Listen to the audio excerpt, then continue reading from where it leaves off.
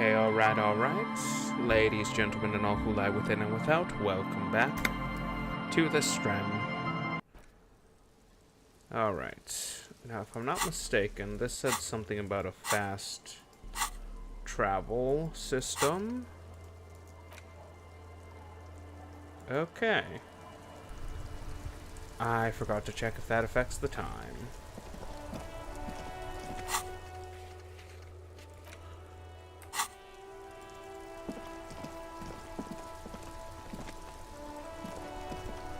The dented yellow mailbox greets you with its graffito, bullet holes, and an RCM sticker. I knew we'd get to use this mailbox for something. For sending mail. Drop the white You envelope. drop the white envelope in the darkness. It lands with a soft thud on what sounds like a couple of letters. About a week's worth of mail as collected in there. They'll empty this very soon. Probably did the right thing. You can't trust that slug Everard. You know he's going to play you somehow. Oh, hey, I just realized it's raining. Alright, let's go back to Everard. If we don't mention anything to him, he won't know before it's too late. Alright.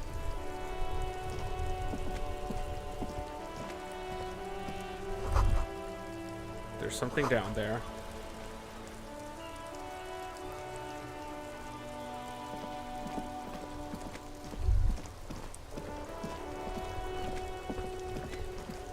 Okay, let's go and talk to Everard.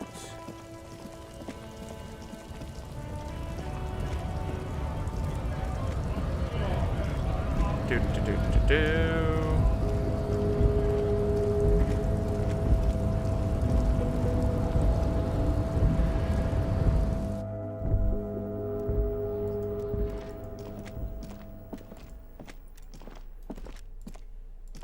Is there anything in here?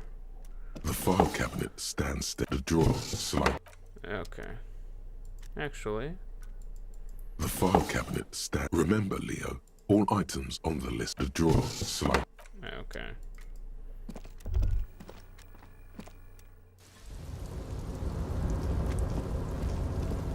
Is there anything else I can see?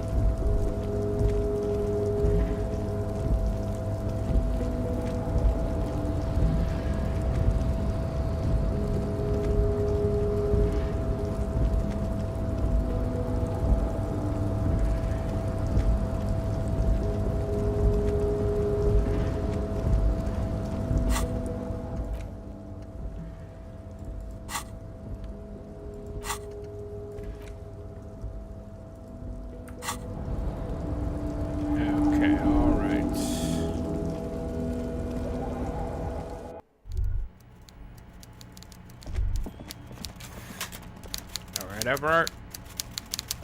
I got sent the letters. Mr. Dubois, a pleasure as always. You don't have to sit down this time, since you've already sat on that chair. It's done. I mailed the signatures you asked me to mail. Wait, no, first things first. Do a quick save. Can't level up, Mr. Dubois, the Golden Boy returns once more. Wonderful. Simply wonderful, Harry. Of course. I already knew this. My friend, the mailman, confirms the letter is on its way. You've done a great thing today. You've given the children of Martinez a future and proven to be a true man of the left. I can finally trust you now. All right. You're in my inner circle. You too, Mr. Kitsuragi. We can talk about anything. The strike, the murder, your lost gun, nothing is off the table.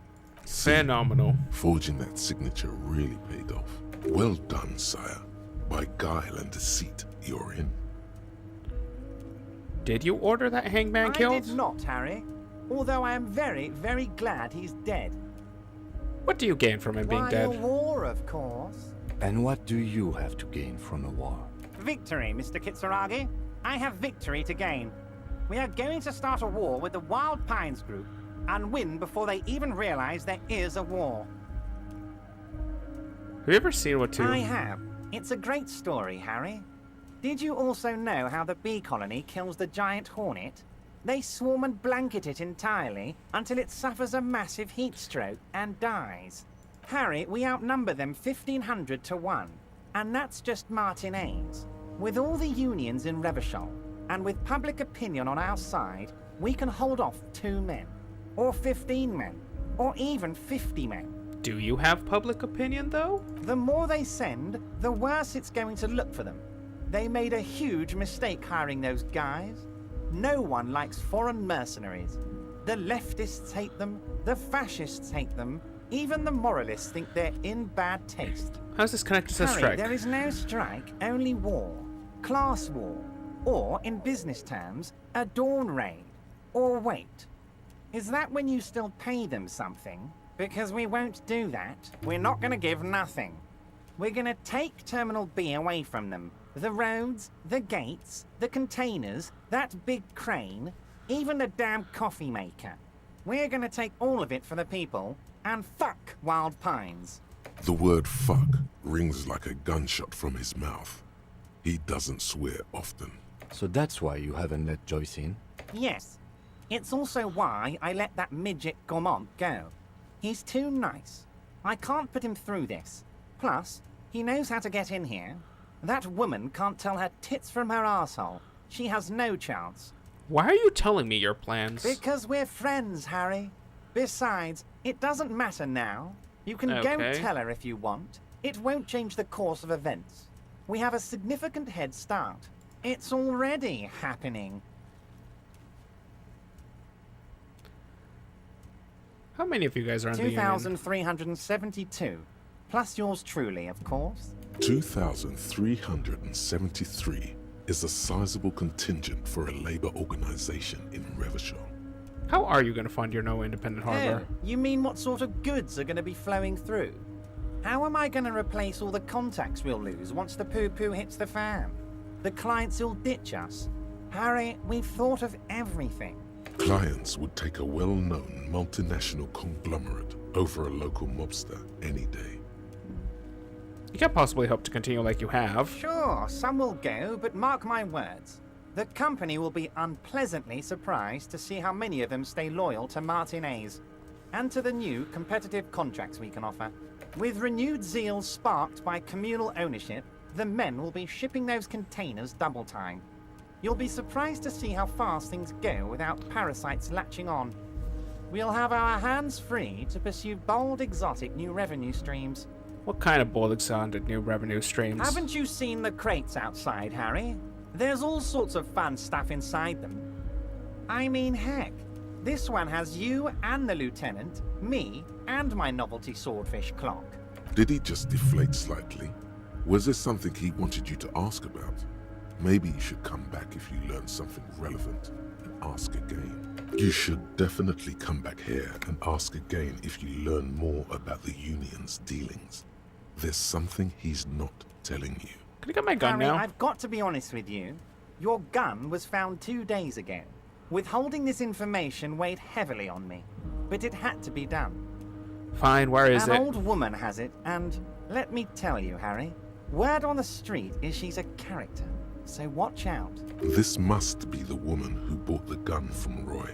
The one he described as terrifying. So the gun's still with the woman who bought it from the Roy. same one. I see you've done your research. The pawn shop made the gun easy to track. Crazy stuff, Harry. Selling your gun like that? Wild. Anyway, the neighbors of this old woman contacted my men because they trust me and the Debardeurs Union. Apparently, she was waving it around at the entrance to her building. Who is this old Unfortunately, woman? I don't know anymore. You're gonna have to go in blind, Harry. But she's an old lady. How dangerous can she possibly be? Oh, and she calls herself the Pigs. There it is again. The pigs. Like Roy said, not good at all. I, for one, find it refreshing. Finally, someone calls themselves a pig. She was waving at As people? I said, she's a character. I didn't have time for details. It sounds like she's unstable, but don't worry. No one got hurt. Could you set up a meeting? I already have. Tonight, starting 10 o'clock, near the old fish market on the coast. The one on the boardwalk, a little past the fishing village. Be careful, Harry. I would never set you up for anything dangerous, but you did ask for this. Now, back to the fun stuff. She will be there from 2200 hours till 0200 hours. More fun stuff. Seems like we already have fun stuff to do. Alright, that's it for Great, now. Harry, great. I think we have truly built a bridge between Martinez and Jamrock today. We have united the RCM and the Debarders Union. Suddenly there's sadness in his tone. This has been so great. I'm sorry we don't have more fun things to do together, but if you ever feel like bouncing something off me, my door is always open. Alright. We're gonna talk later, probably. Okay, so I got 1 skill point. You know what? Let's do that.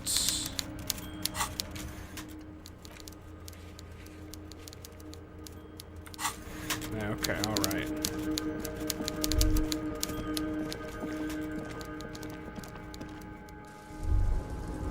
Actually, now to think about it. Oh, we can't. Okay, so we can't do that outside of here. You doing good, buddy? Oh, hey, mister. I knew you'd be back to talk with old Leo here. Yes, I did. Yes, I did. It's like Lady Larice said when she opened a bathhouse in the basement of my apartment building. They can only get so far before they're aching to get back. And lots of folk really did keep coming back. There's a question. No trouble at all, mister. No trouble at all. It's like that old saying goes. Wisdom withers if not shared. And old Leo is always up for sharing. Where's everyone? Oh, most of the guys are down at the gates, keeping the scabs from coming in. We're on a strike. The whole union is. You don't have to work when you're on strike. Ha! We haven't worked for 2 months now. So no one is working? Not everyone is down there, of course. Mr. Evrard is in his office, where he always is. And Jean-Luc is guarding the gate. He pauses to But think. Titus and his boys got into some drunken trouble and Evrard sent him on a nice vacation. For a week or so. What trouble did he get into? I'm not really supposed to talk about that. That's union business. Him and his boys stirred up something in town. Probably drank too much and got into a fight or something. I heard Mr. Everett telling them to take some time off. What did they really I guess do? the boys got a bit too rowdy and had to let out some steam. I don't really know the details. That's just how boys are, you know. I haven't been in a fight since I was in middle school. Easy, Leo. Let's keep this on the hard ease. Look at him. It's not going to be anything useful anyway. Don't fight it. Better to go with the flow. Okay, Leo. I remember I was the runt of the class. The bigger boys always used to pick on me. You see, I had a bit of a temper back in the day. Flew off the handle like nobody's business. But Mr. Everett and his brother always came to help. Once they beat old Noel Becker so bad he needed stitches on his head. Noel never started another fight with anyone after this. Mr. Everett and Mr. Edgar are real nice guys, mister. You should go talk to Mr. Everett. I'm sure you'll be good friends. He's friends with everyone around here. Alright, we'll see you. Okay, so we need to get out of here.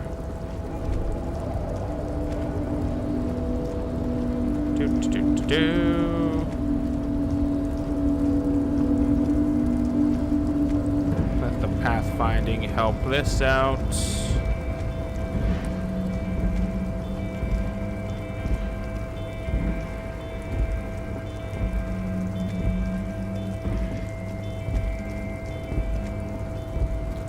Okay, let's go.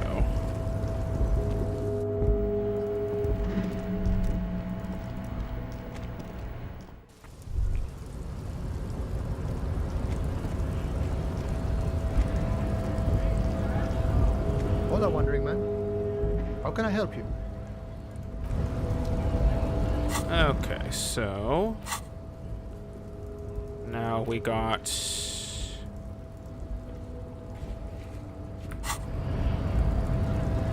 so do we have to be by the oh, hello? I didn't notice this before. A lorry stuck in the traffic jam. This big, heavy Grad-made machine is well kept for such an old machine. The windows are clear. They've been recently washed. You can see a lorryman's cabin with personal belongings, stickers, insignia. Fumes of heavy fuel oil waft over you, making your eyes sting. The odor mixes with cigarette residue, What kind of The stickers? driver has adorned his space with a substantial collection of peculiar paraphernalia. Proclamations about honor, strength, and purity are glued to various panels. A All right. large metal pendant hangs from the rear view mirror. The pendant features a sun crowned with wavy rays. It is a seal of Royalist era Revachol. What about the back back seat? end of the cabin has a small perch to sleep, large ashtrays. There are several suns and wheels sewn into the curtains. A book with ragged edges catches your notice. The front cover features a large, muscular man. The title reads, Man from Eamdal in the lost city of the Pygmies. Racist nationalist paraphernalia. Not unusual in this part of town. This is our guy. You think this lawyer belongs to our tough guy? Likely, yes. This guy's proud of who he is. Drapes it all over his machine. There he is, in front of Rita, smoking nervously, hoping it's over. All right.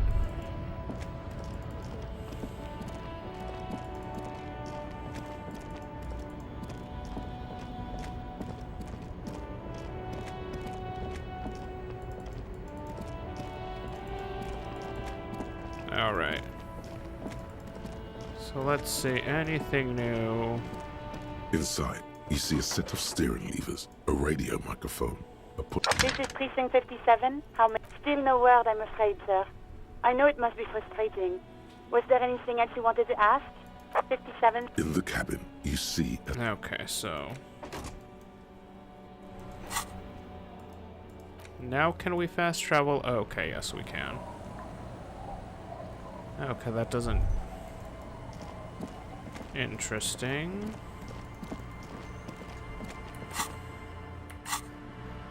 So there's a church somewhere nearby.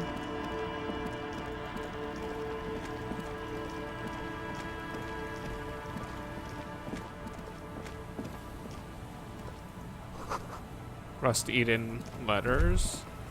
Ooh, hello. Oh, hello. A source substream, broken pipe.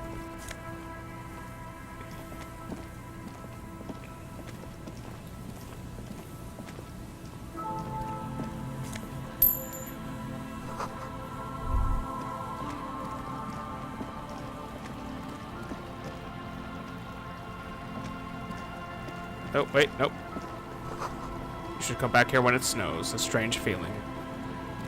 Passes quickly. Okay, come back when it snows.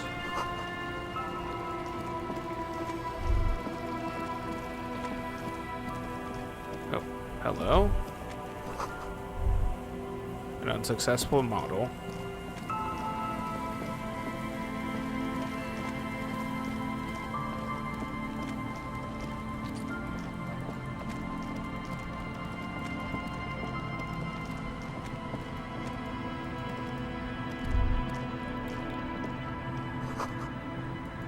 No bout in the boathouse. This section of the coast has been used in decades.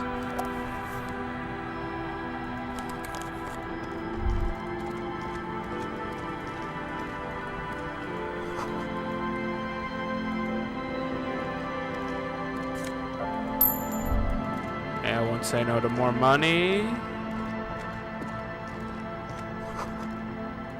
Alright, what's over here? A scattering of bullet holes is spread across the cracked wall, reaching from one corner to the other. Look, Cole. Even more bullet holes. Something's definitely going down here. Correct. The density of the bullet holes is unusual. Even in a general average bullet hole frequency in Martinez sense. Grim affairs. Meaning, this is a lot of bullet holes. Looks like fully automatic rifle fire. Something you don't see these days. Why not? The manufacturing and sale of automatic rifles was curtailed after the revolution. The destructive power of such tools proved to be too much. We do need to retain some humanity in this world. Alright, so we got a visual calculus. So, anything that helps visual calculus. That helps visual calculus.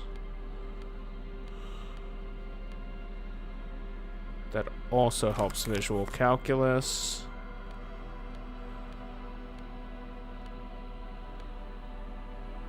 Okay, visual calculus +2.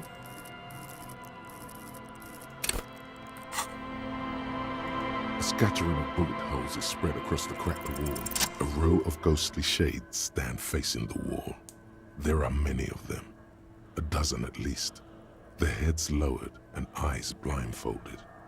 It's quiet. No sound. No movement. 10 meters away, other shades are lined up in an orderly manner. Automatic rifles primed. A gust of wind blows by. The coats of the firing squad flap slowly in the breeze. A single person stands on the side. The sun blazes high up in the sky, baking the planks, the sand, your skin. The order was carried out in the afternoon. A long time has passed since the moment of this fusillading.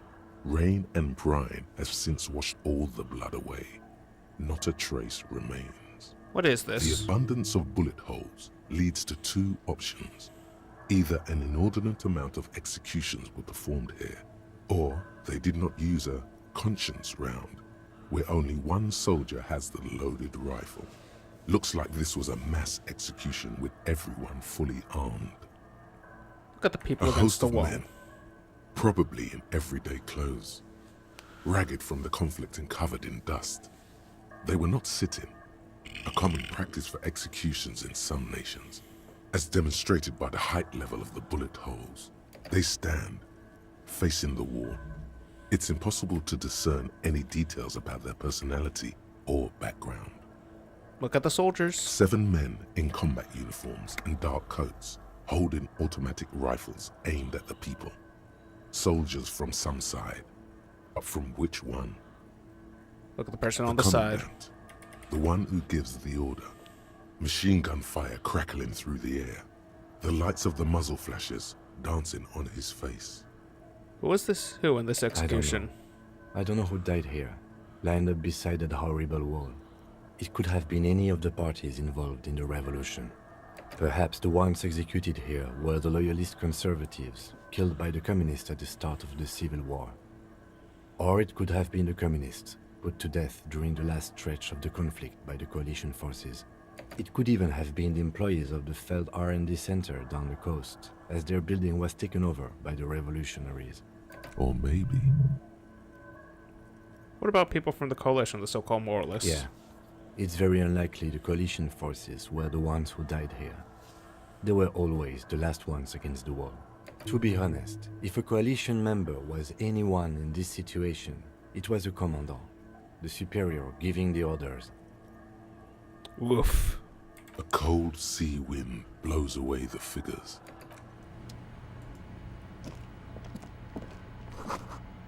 Side raids, entrance into Rardet.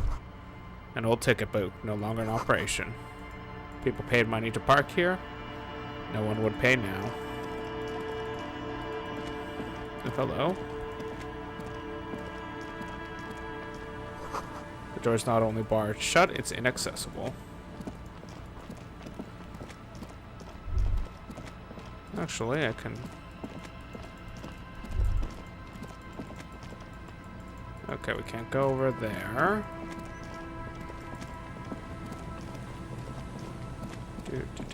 Do. There's some dude with his kid right there.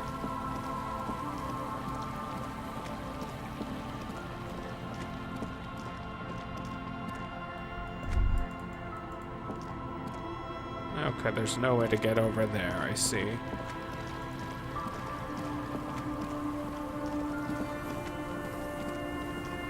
Now, is it possible to get up here? Yes, it is.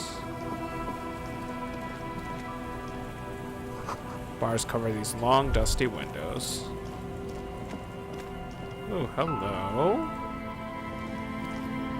There's a way to get in there. Oh. The remaining windows rattle from a strong gust of wind.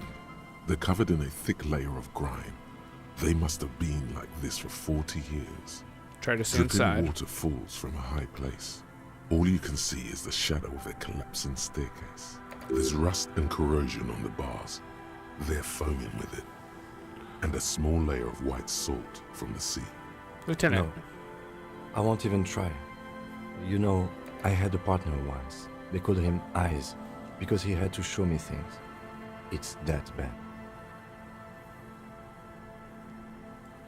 Can you still shoot? Well enough, actually. It's odd how that works. I'm no sharpshooter, but I passed my shooting courses 7 out of 10. Huh. Sup? And Mikhail noticed the windows, especially with how there are no windows on the south side. This was to deal with.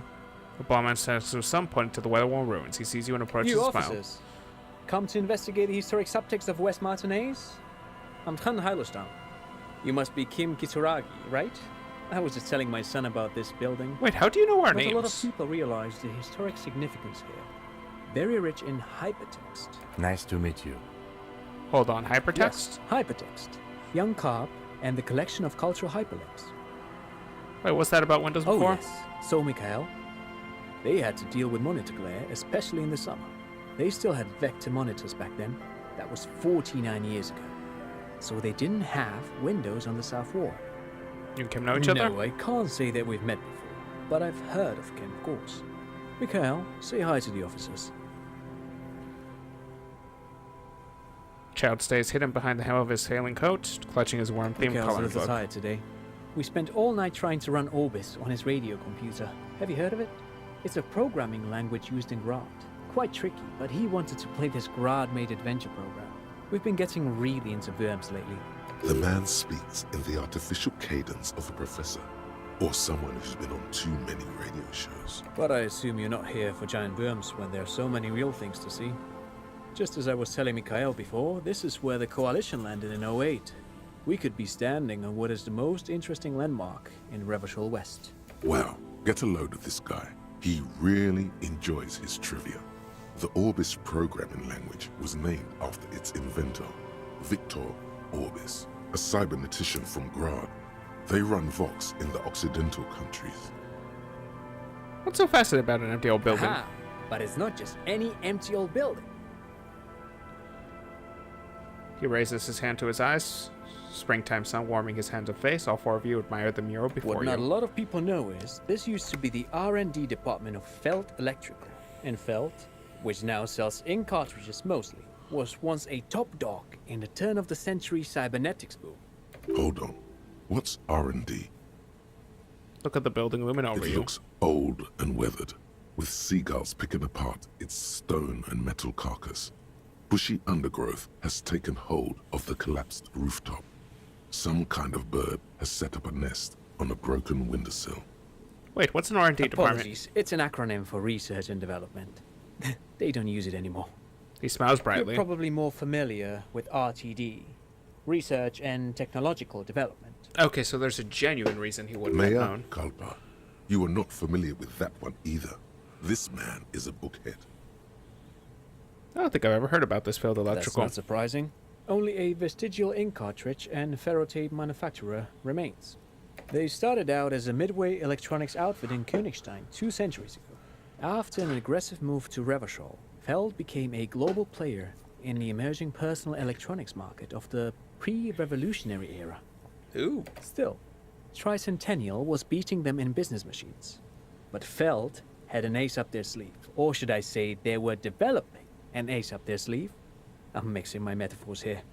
What was that, Ace? It was here in Martinez, possibly in this very building, that they developed prototypes for a tape computer. Tape computer? An elegant folding mechanism of rollers and ferrotape ribbons, portable enough to be a take-it-home solution. Revolutionizing business machines, possibly even bring them to the average consumer. Which is a feat of engineering even today's giants, Rehm, ICN and ZAM, haven't achieved yet. He grins, admiring the sentence he just He produced. assumes something like a combat stance, facing the wind. What happened? Indeed. What? The revolution! The boy wipes his nose on his sleeve. Unfortunately, their moonshot project never made it to the market. Feld's move to Revachol backfired. The revolutionary government liquefied their assets and expropriated those very advanced prototypes, possibly from this very building, or one of the adjacent ruins. He pauses, pointing to the other building that continues. All of this was built by Feld, even a boardwalk. Wild Pines built Martinez proper as a resort for their middle management. Feld built this side of town for R&D. Is he saying Feld out trying to put this boardwalk? Yes, they even built a pleasure wheel, but that got destroyed in the war. A pleasure wheel? Oh, he's talking about a Ferris wheel.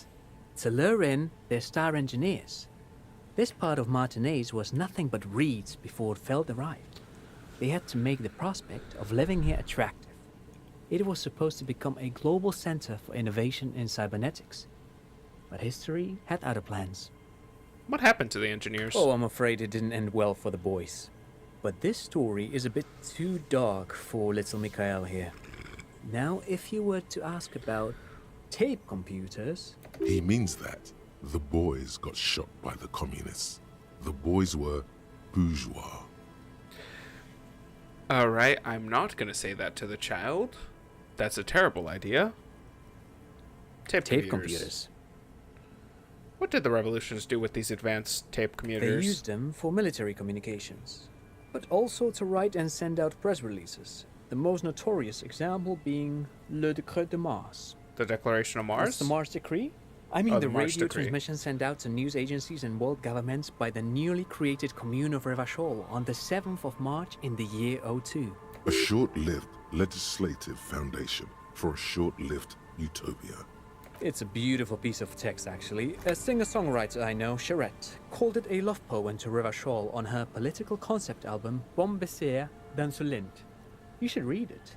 Every local library in Revachol stocks a copy of the decree. I tried to get Mikhail to memorize it. Tried to. Someone was much too interested in worms to be paying any attention. The kid takes a peek at the green and silver worm on the cover of the book, already forgetting about this part of the discussion. How did those tape computers work? Actually, no one knows. No one even knows what a computer made entirely of tape would look like. But word has it, they were very elegant, exquisite, alien-looking turn-of-the-century hardware. He raises his finger, remembering Buckle something. up. 10 years ago, I did a little freelancing, I guess you could say. I was a special consultant for an exhibition at the Wompty Dumpty Dum Center in Vredefort, Oranje. It raised the same questions, and we had lengthy discussions with Paul Ockerman, who was head curator at the time. This was before the twins Keith and Guy Hughes joined the team, trying to... Wait, did he just say Wumpty Dumpty Dum Center? What the hell is a Wumpty Dumpty Dum Center? And who the hell are Keith and Guy Juiced? Okay, let's yeah, I do kind of want to know. The Wompty Dumpty Dum Center for Contemporary Art. The exhibition itself drew on Lagerman's notion of memory, and so there were some parallels. That's why the head curator, Paul Ockerman, chose to... You're making this up. Kim, is he making this up? In fact, I'm not. The Wompty Dumpty Dum Center is a place you can visit if you're ever in Vredefort and are ever in the market for an exhibition space / contemporary art research center. But perhaps I should return to the tape computers. As I was saying, the device itself was very elegant, fragile even. One could write directly on the tape using a special chemical solution. The machine would then analyze the handwriting, perform operations, and project output onto a white screen. It was a beautiful, delicate thing. Made of black film and folding tape structures. Cool. Very, very cool. Though I understand the socio-economic causes of the revolution, it pains me to imagine the revolutionaries setting fire to this precious device. But so they did. The Feld playback experiment vanished into the fires of 07. The failed playback experiment? Yes, the official name of the prototype. Some sources report it as the Feld playback experience, but those are incorrect. Why did the revolutionaries destroy it? Who knows? Maybe it was an accident, or maybe they didn't want the technology to end up in the wrong hands. Either way, they're all gone now. All 3 versions of the prototype. Nothing but debris and ashes remain inside that building. Takes a step back. But of course, what else? Thank you for that. No, thanks to you for having me and little Mikhail here to pick your brain.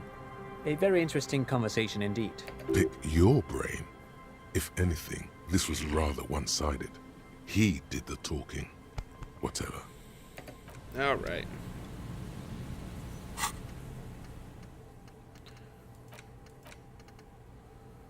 Okay, Wompty Dumpty Dom Center.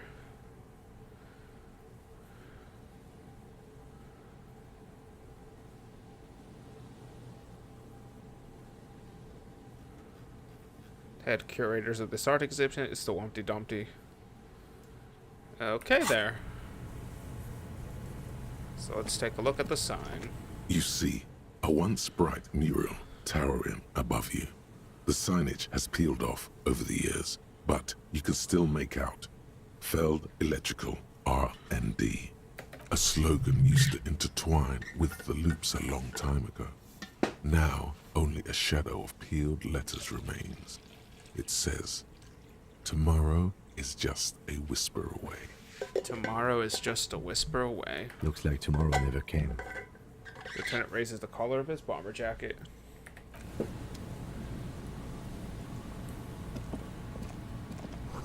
Another power box. Charged now. It's empty. A fence blocks the path. No way out from here. Okay. So we want to go to the other side.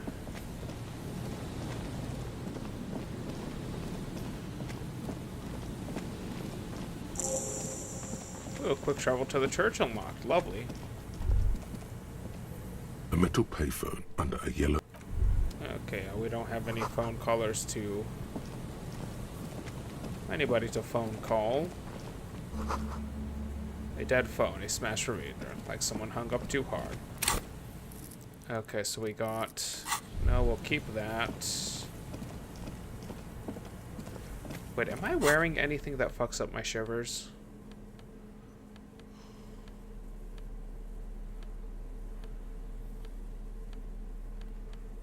No, I do not. Someone has left an unidentifiable article of clothing on this railing. It smells really bad. The cloth, if you can still call it that, makes a soft crunching sound as you thrust your finger into it. Take a closer look. It's streaked with dried seagull shit and tangled with pieces of seaweed.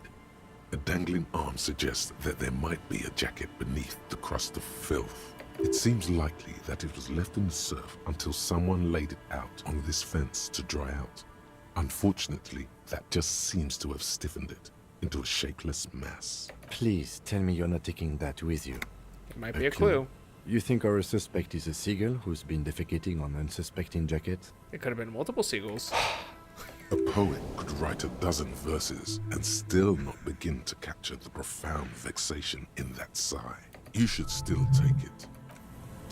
Yeah, let's take it.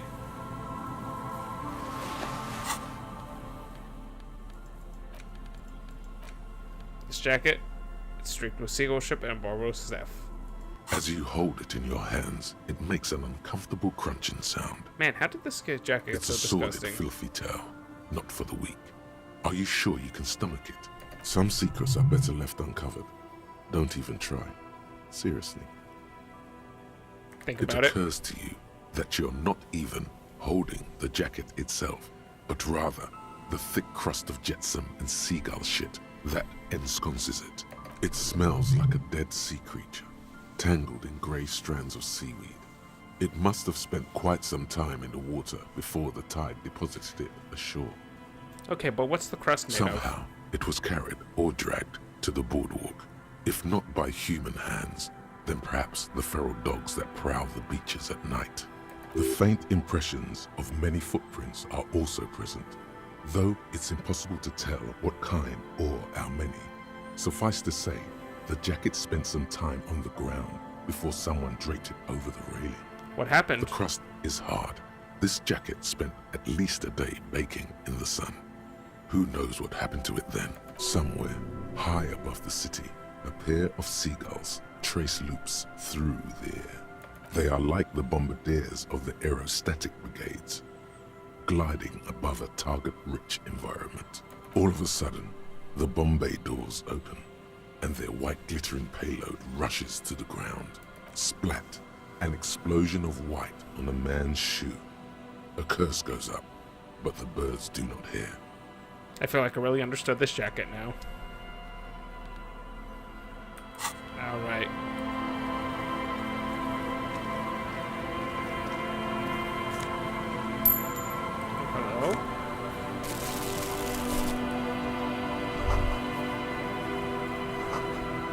Starp will keep out neither rain, nor snow, nor wind.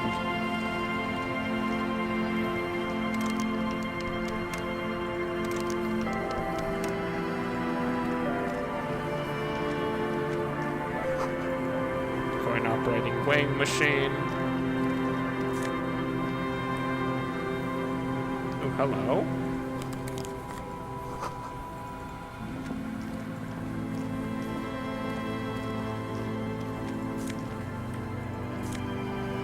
Yes, good, good.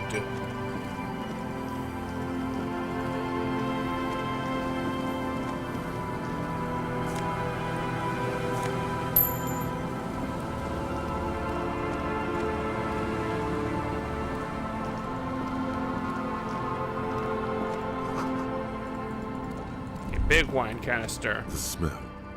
It's awful and familiar. What is Don't it? you recognize it? That hideous pungency, that faintly cloying sweetness.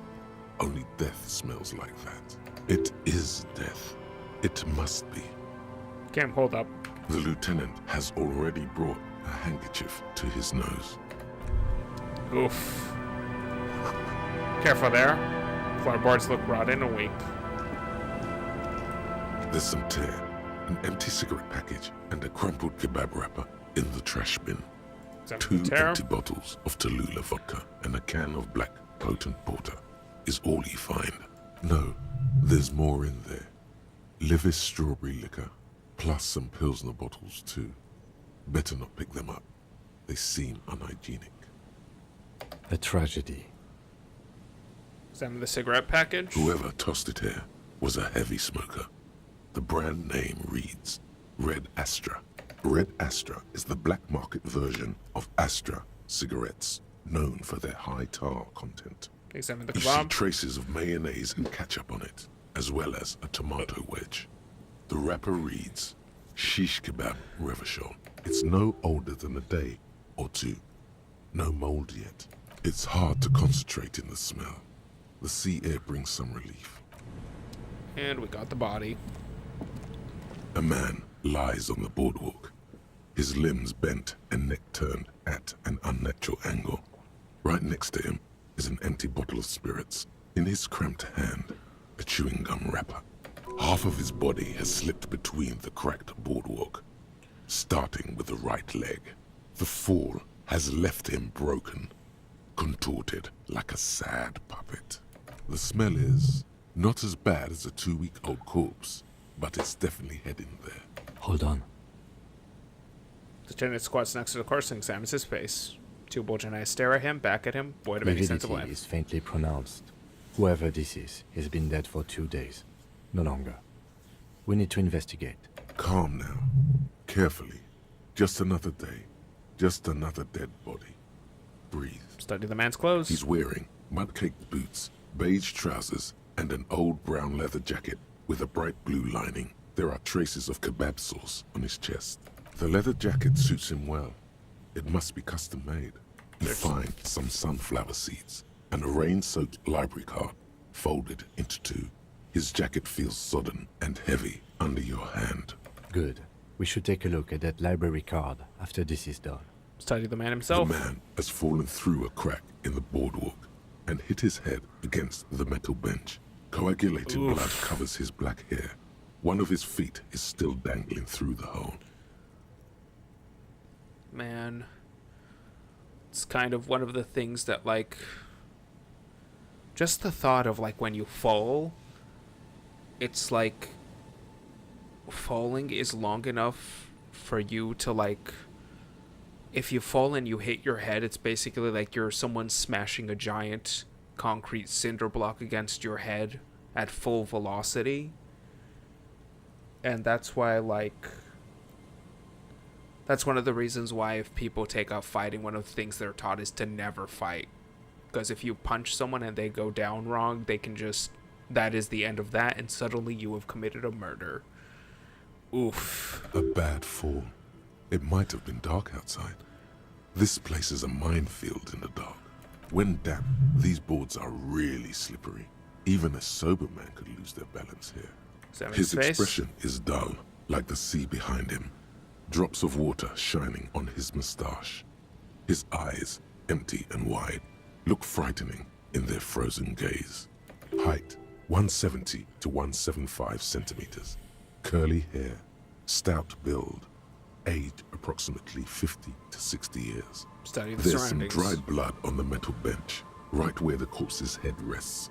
The floorboards are rotten and slippery wet around the hole. An empty bottle lies nearby. A chewing gum wrapper is clutched in his fist. Be very, very careful where you step here. Examine A the man's dry head. chunk of blood covers the hair at the back of his head. An open wound. It's sticky and cold to your touch. This is what killed him. I don't see any other major wounds, do you? No, just this one on the back of the head. Seems like the head wound was fatal. It's exactly the shape of the bench. Step on the They floorboards. screech under your feet ominously. It's hard to say whether the dead man's weight was the cause of the boardwalk to break. It definitely looks fragile. You see waves churning below. Something cracks beneath your feet. He could have easily disappeared into the sea through that hole, and you would have never found him. Examine the bottle. 0.75-liter Tallulah vodka with its cap missing. There's hardly anything left inside. Tear all around us. Yep. I'd prefer if you didn't collect them this time. It's not proper. Examine the chewing Grabowski gum. spearmint chewing gum. Green leaves on the cover. The man's mouth is half agape from the terror of the fall. Look The in. blackness of death. Stench. You think you see white chewing gum too.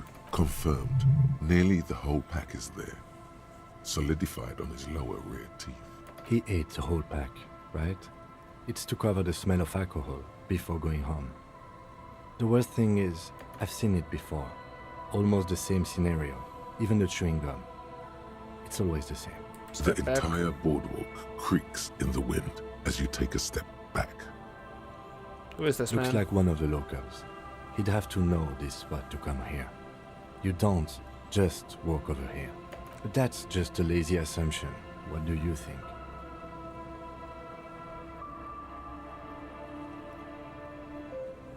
Think labeling him as a We drunkard. do know that he was married.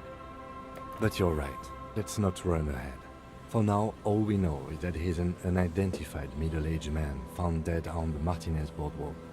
What do you think happened here? Death by misadventure. He slipped and fell through the boardwalk. A truly unfortunate accident. If it wouldn't have been for that bench, he'd be alive. Do you think he was drunk? Oh yes. What about alcohol poisoning? Some symptoms of acute alcohol poisoning could have definitely played a role here. Severe confusion, respiratory depression, unpredictable behavior. But I think that death arrived through head trauma, not liver failure. Could it be related to the lynching? No, I don't see anything that points in that direction. For now, let's treat this case as a simple, albeit sad, accident, unrelated to the murder case. Agreed. If this somehow converges later, why not? But keep it simple for now. What about the kebab? What about it? The deceased ate some kebab. It's probably from a nearby place, maybe in the Pox. Sometimes a kebab is just a kebab. So it should be held responsible for this broken boardwalk. It's dangerous. They'll seal this place off after the news reaches the coalition officials. I doubt that they have enough resources to actually repair the boardwalk. Not that sealing it off would keep anyone away. All it does is keep the city council's hands clean. Right? It does seem to be a pretty straightforward misadventure. Although there's still a question of identifying the body. What should we do with him? From where I stand, I can see two options. We either take the case and follow the leads to identify the body on our own, or we report back to the station and leave this for our colleagues to handle. Hold on, what about a field A field autopsy? autopsy isn't necessary if the cause of death doesn't appear to be criminal, and this looks like a simple accident to me. I'd say we should just write down head trauma in the autopsy report and leave it at that. It would save us at least 2 hours of unnecessary work. Yeah, true, I don't... Good call. The guys at processing can take care of the rest. We should finish All this. right. We should first examine the library card you found. Then we can call the station from my kinema. Let them know we are taking the case. Alright.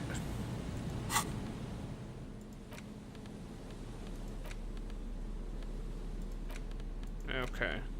The library card is folded into two and still slightly wet to the touch. The front side reads, Central Jamrock Public Library Card, issued to Billy Mejean, expires July 53. Billy is a unisex name. Could be the deceased, or his family member. Look inside. Whoever owns this card is an avid reader. You find a list of books written in blue pencil. Radio thriller. Stand a little less between me and the sun. The last one in the list is The Glinton Curve by M. Theobald. A library stamp indicates that the book has been returned. All right. Most of these titles seem to be in the sci-fi genre. Some thrillers too. Look at the backside. If lost, please return the card to the library. Dial 005 02 55211 or visit us at Moreau Street, 78, Jamrock. Business hours 900 to 1800. Good. We should give them a call from my kinema. See if we can learn anything about Billy Mejean. Good idea. There was plenty of information here to go by. Alright, put it away.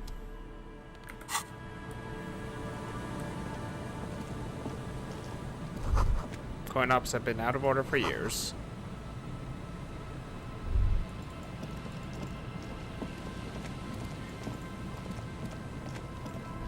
Okay, actually, I just remembered. Okay, so if we go here. Okay, wait, where?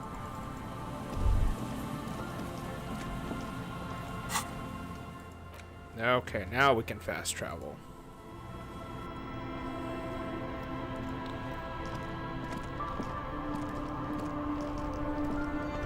Inside, you see a set of steering levers, a radio microphone. This is Precinct 57. How may I assist you? Need to report a dead body on the Martinez One boardwalk. moment. You can hear her shuffling through some Can you papers. please describe the body? Age, sex, cause of death? Unidentified middle-aged man, heights, dark hair, medium build, looks like he slipped, fell through a hole in the barwork, and hit his head against the metal We bench. suspect he might have been inebriated when he fell. There were bottles all around him, and traces of vomit on his shirt. Any signs of violence? No, seems like it was an No accident. field autopsy necessary. You can hear her quickly typing in the background. What about his belongings? Did you examine his clothes? He was wearing boots, trousers, and an old leather jacket. I found a library card in his pockets. Any information on the library card? It's from the Central Jamrock Public Library. Belongs to someone called Billy Mejean. You have a lead. Do you and Lieutenant Kitsuragi want to take the case, or should I assign it to someone else? We're taking the case. I have assigned the case to Lieutenant Kim Kitsuragi. Please follow up on this library lead to identify the man. We'll send someone to take the body to the morgue. That's all for now. Thank you for reporting in. Is there anything else I can do for you? Connect me to the Jamrock Public Library. Hold on, officer. I've got Central Jamrock Public Library on the line, and I've already introduced you to the librarian. Connecting the call in 2, 1. Yes, this is Central Jamrock Public Library here. How can I help you, officer? I'm looking for any information that you can provide on Billy Mejean, a breeder. Billy Mejean, you said. Give me a moment, I'll have to check our database. He puts down the receiver. On Moreau Drive in Central Jamrock, in a darkened hall lit by orange desk lamps far away from the noise outside, a middle-aged man taps commands into an old radio computer. A printout falls on the desk. Behind him, a lonely reader scours some dusty bookshelves, looking for a paperback. Yes, hello, are you still there? I found Billy Mejean's home address, is that alright? No phone number, unfortunately. They're too poor to have a phone line. Yes, home address Here is we go, fine. sir. Rue de Saint-Ghislain, 33B, apartment number 20. It's in Martinez, I believe. Capeside Apartments, it says. That's all. That's where the smoker on the balcony lives, isn't it? Do you have any other information? It says here that they returned their last book just a few days ago, but I wasn't at work that day. Do you know someone who was? Marie? Marie? Do you remember a reader named Billy Mejean? They returned a Tybalt book the other day. Maurice, what? A woman yells. Then, yes, okay. If it was the police, she starts explaining something. Yes, it was my colleague Marie. She said that it was Billy's husband who returned the book. He also asked for this new sci-fi release, Lowe's Radio City 87, but we don't have it yet. Good. You have a name now. Do you know the husband's name? Sorry, no. Marie only knows him by sight. Alright, can you describe him to me? Marie! She said it was an older man, and that she's pretty sure he'd had a drink or two the last time she saw him. What was he wearing? 1 second. Sorry, Marie wasn't really paying any attention to that. Thank you, that's all for me. I have no other questions. Happy we could help. Goodbye, officer. Alright, Anything else you need from me? I'm done with the radio for now. 57th, over and out. In the cabin, you see a set. Alright. So we need to go to the apartments, which is over in this direction. Oh, hey, it's snowing now. Ooh, we should go back to...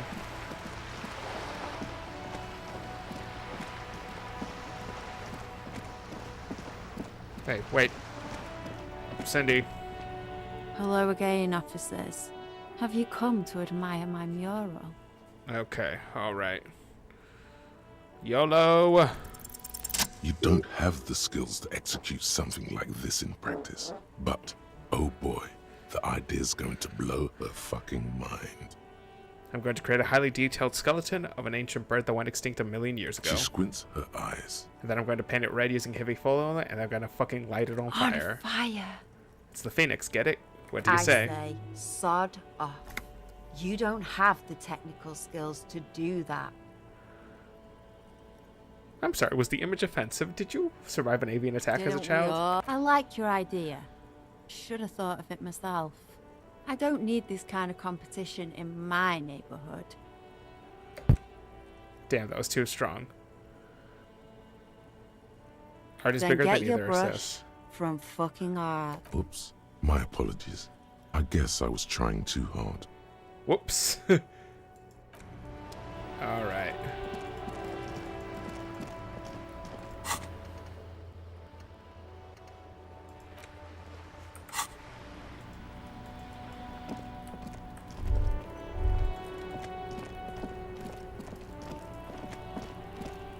Alright, so we need to get to number 20.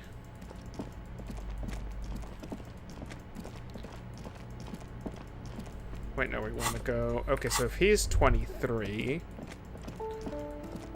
It would stand to reason that number 20 is up here.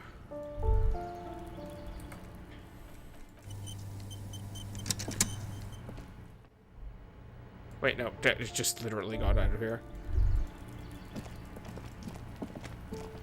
Oh, hello.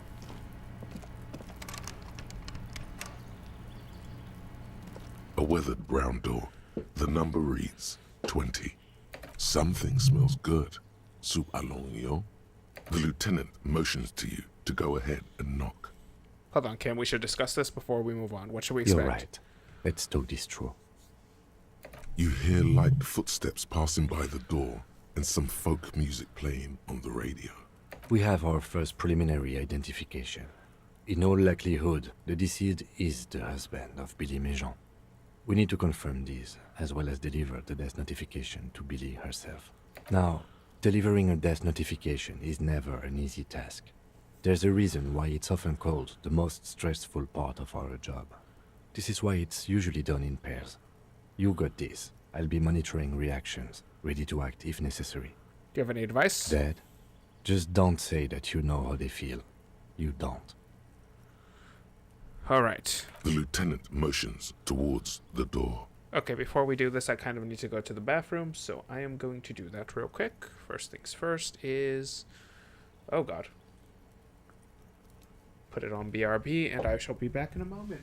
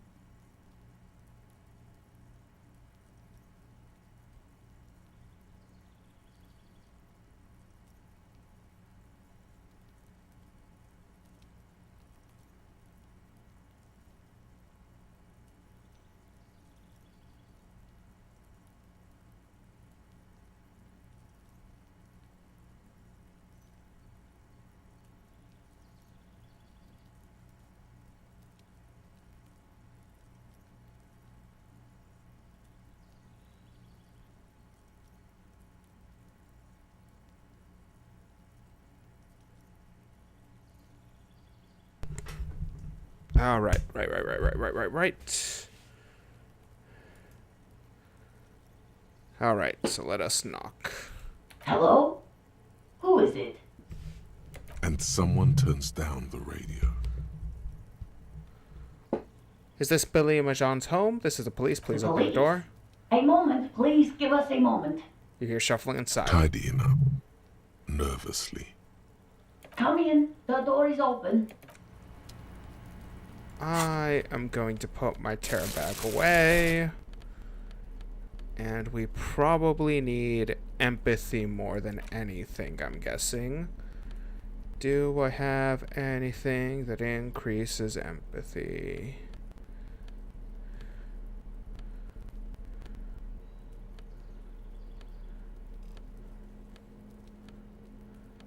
I do not have anything that increases empathy. Okay.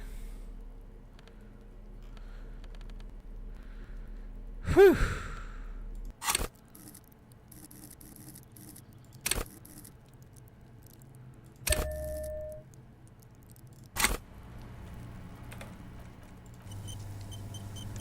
Alright, in we go. Don't run, okay? Take it slow when exploring the apartment. Be careful.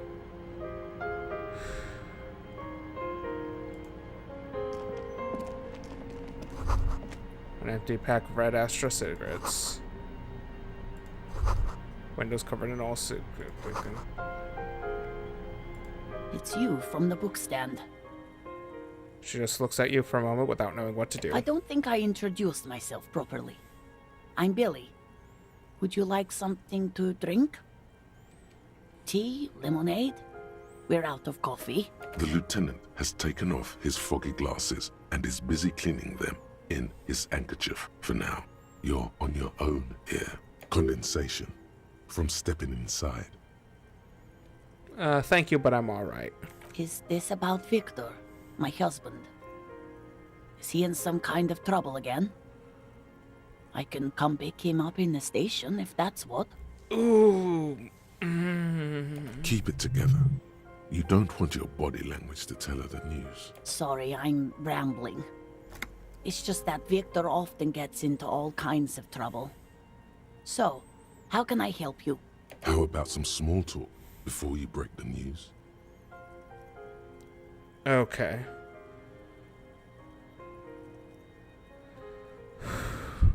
We lived here with Victor, your husband, right? It's me, Victor. And the kids here. We have 2 daughters, Jenny and Jolie. How old are your daughters? Jolie is 16 and Jenny is turning 18 next month. And where's everybody? The girls are staying at their friend's place tonight. And Victor is out. She swallows visibly. Out where? He has a problem with drinking. And so he disappears every now and then. He's probably in the box drinking with his friends. I sent him to the library a few days ago, but I guess something came up. Do you remember what he was wearing the last time you saw him? To your knowledge, did he make it to the library? No. I guess I'll find out when he did. It shouldn't be long from now. He's never gone for more than a few days. What's the name of the library? It's in Jamrock. The one at Mayro Street. I don't know the official name. Central Jamrock Public Library? I think, yes, if that's the one on Mayro. It is. What was he supposed to do? Just to return a book of mine. Why? Why all those questions that, yes. Do you remember what he was wearing the His last time you old saw leather him? jacket. Can you describe it? It's just your average brown leather jacket, but he bought it as a teenager, so... No distinctive very- features? The lining is hand-sewn. It's blue. I tried to make the thing more weatherproof since he's running around with it in the middle of winter. So She because I have to tell folds you. her hands across her chest. Okay, alright. Don't fuck it up, don't fuck it up, don't fuck it up, don't fuck it up. You've done this before. Just keep your focus. God, do I just say he's dead like that? Ma'am, I'm very sorry to say, but your husband, Victor Milan, was found dead on the Martinez What boardwalk. did you say? I'm very sorry for your loss, ma'am. Oh, Did you touch her neck? oh. But he was just... But he was just here. We understand this comes as a huge shock. I want you to know that me and my partner are here for you if you have any questions. Take your time, ma'am. What happened to him? It was an accident. He fell through a hole in the boardwalk and hit his head. It's still early to say. Just tell her it was an accident. Was he drunk? We don't know yet, but we'll let you know when the answers arrive. I see. And you just found him there, lying in the cold. How long had he been there? If you say 2 days maybe, it will be etched in her mind forever. It's hard to say at this She point. blinks, eyes welling up with tears, as her hand starts searching for something from the pockets of her dress. The handkerchief.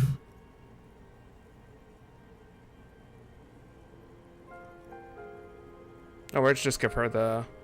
A small, terrified smile quivers on her face as she takes the handkerchief and wipes away the tears. She looks disoriented. Is there anyone we could call for you? A friend, a family member, someone who could be here for you? No, no. I just need to tell my girls. Unreal. God. Should I call them? Should I tell them to come home? No. A day. Now take a day to recover. You'll be better prepared when they come on tomorrow. Good. That's probably the right thing. Thank you. She nods, but with a wretched expression. Just tell me, what do I need to do next? Where is he? Can I see him? We've taken him to the city morgue. The local coroner will be contacting you shortly to arrange the funeral. Here's his number in case you want to contact him earlier. A very good call. Is there anything else that the RCM could do for you? No, I'll call you if something comes up. I'm still... She rubs her face, runs her fingers over cheeks that have Thank become you. numb. Thank you for telling me. I'll call if... Again, I'm very We sorry, should ma'am. step outside and talk. Alright. Alright. Out we go. Whew. Take him. You did well. Alright. What I'll now? call the station when we're finished with the day and let them know the name of the deceased. That's it? That's it. We should get back to our case now that our duty here is done. What about her and her kids? They'll manage. Let's go. Alright, let's go. Oof, that is rough.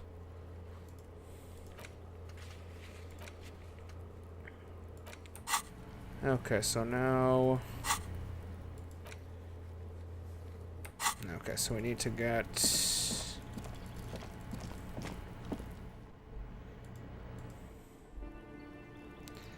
Wait, nope, nope. Oh, damn it.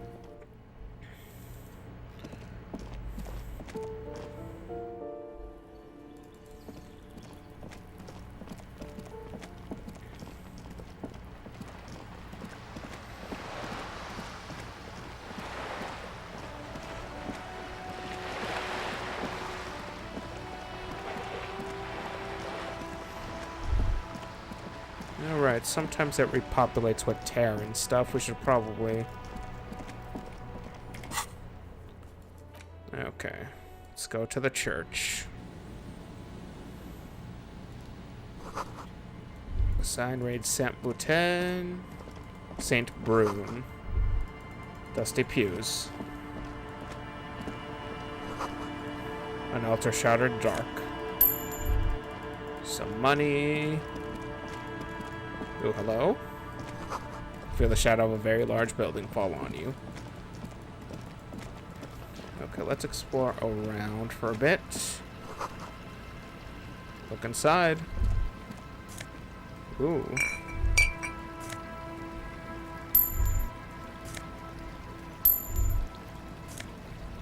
Hell yeah.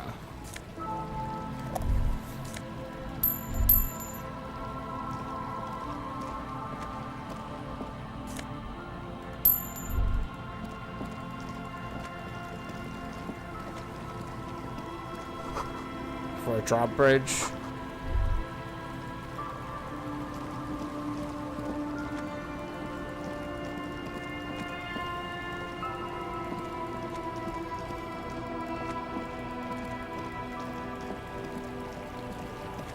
It told me to come back to some place if it was snowing.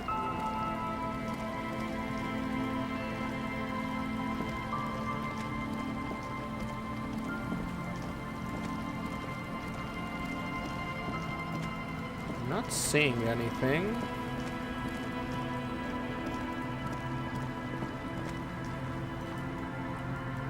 Or was it...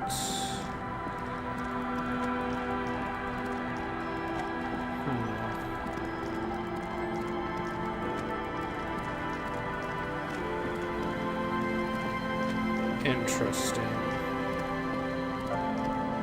Oh, hello? The music is coming from somewhere on the ice.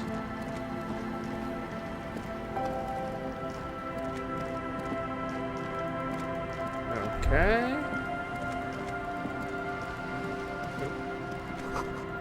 The ice here is thick enough to walk on.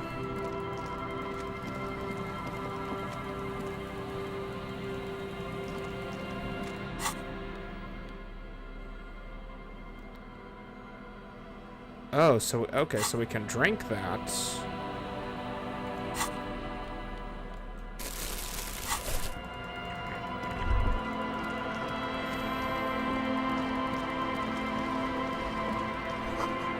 It's taken a lot of patience to do this.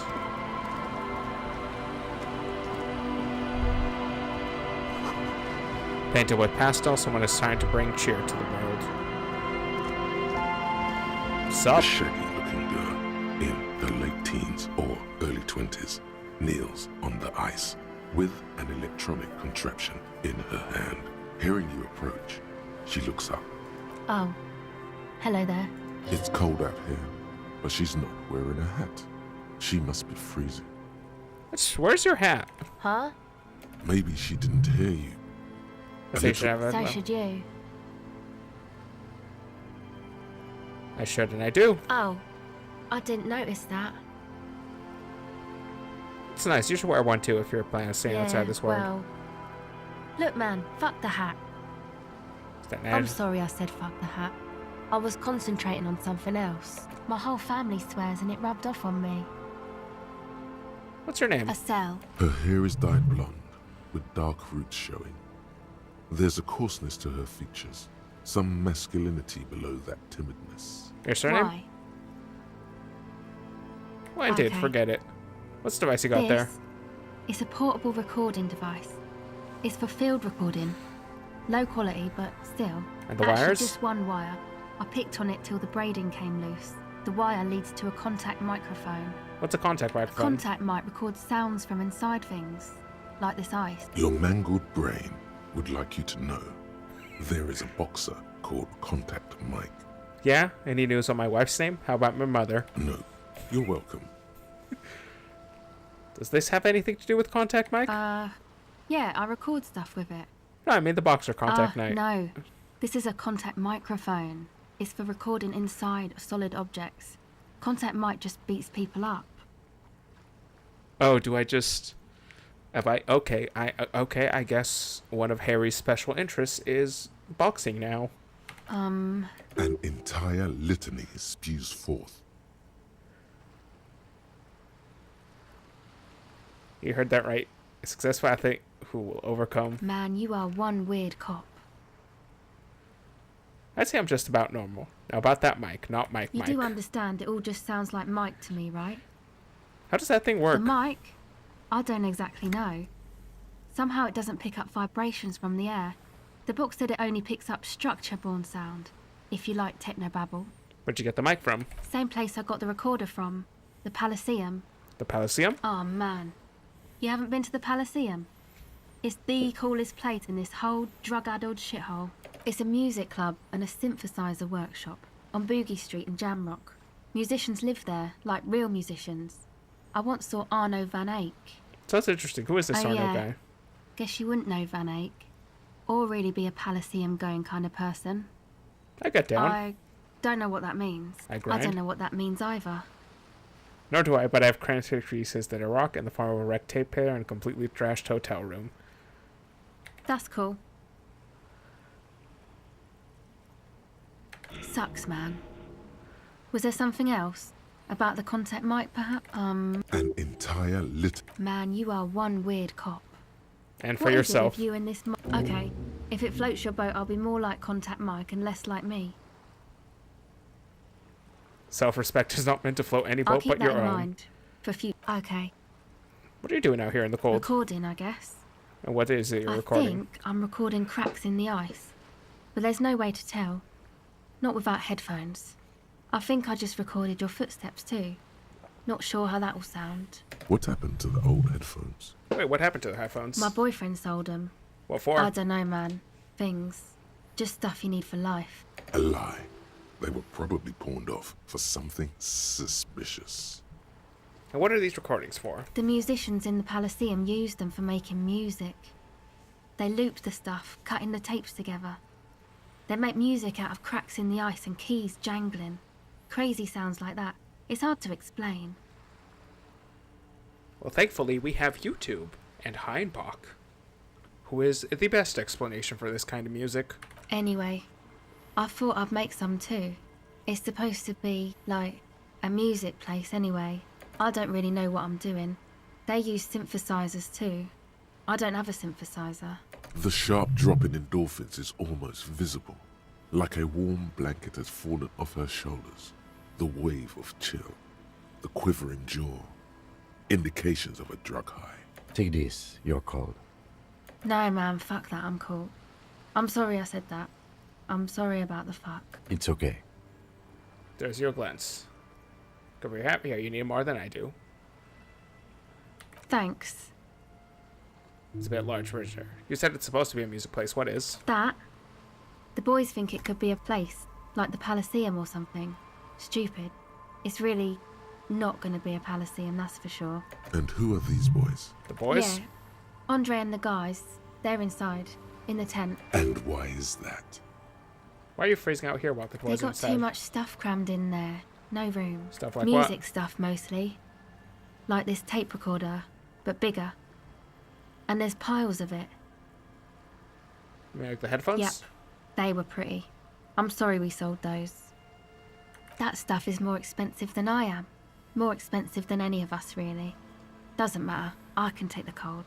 That's some Go other ahead. questions. Do I have any skill points? No. Okay. 15 minutes. No pain, no game. Push it. Make it. The 20 things you like to say. The boxer was apparently a park ground of open competition. Will this get any better than this? Any better. Both inside and outside the ring. Stop. Point at someone. Someone in the distance. Point your finger at him. He will point your finger back at you. Vaulting an impossible goal for finance and privilege too.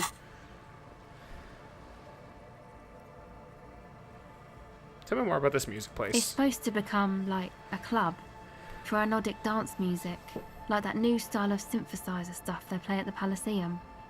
Except that, yeah, Six at the old wooden church. The floorboards are twisting, and the shooting beams are slowly cracking, like bones. Far east of the Golden Delta, beyond the industrial port, there is a black patch of unlit coast with the smallest creatures on the ice. There will never be a club for anodic music here. Not in a million years. What is anodic dance music? you know, anodic, cathodic, music that's made with electronic instruments. Like what? Synthesizers and tape consoles. Oh, Jesus. Microcomputers too. Anything that uses electricity, but isn't guitars. Also found sounds, stuff like that. This is an evolutionary step up from amplified instruments, which in turn are a step up from acoustic instruments. What comes after it, you wonder? A black-tinted nothingness, or something finer? So you want to turn church into I a know. club? It's not my idea. Andre and the boys found the place. It was supposed to be deserted, but now they can't even take it. Hey, don't get me wrong, but you're cops, right? Yes, why do you ask? Okay, well, maybe you could talk to Andre and the guys, because there are some strange things going on in that church. If you're police, you should look into it, right? I would They're talk to inside them. that thing there. Would be cool if you did. Was there something else? Nope. Go ahead. Okay. Okay, bye. Alright.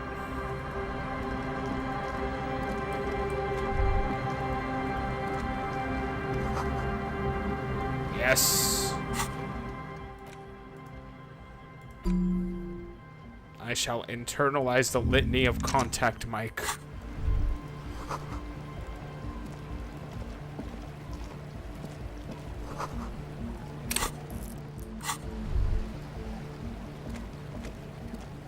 A pane of Eternite has been planted into the snow. 2 poles are holding it up. Barely holding it up. It could fall over any minute. A stronger gust of wind might be enough. It looks like a makeshift bridge. Could be convenient. The pane falls into the icy snow with a soft thunk. All right.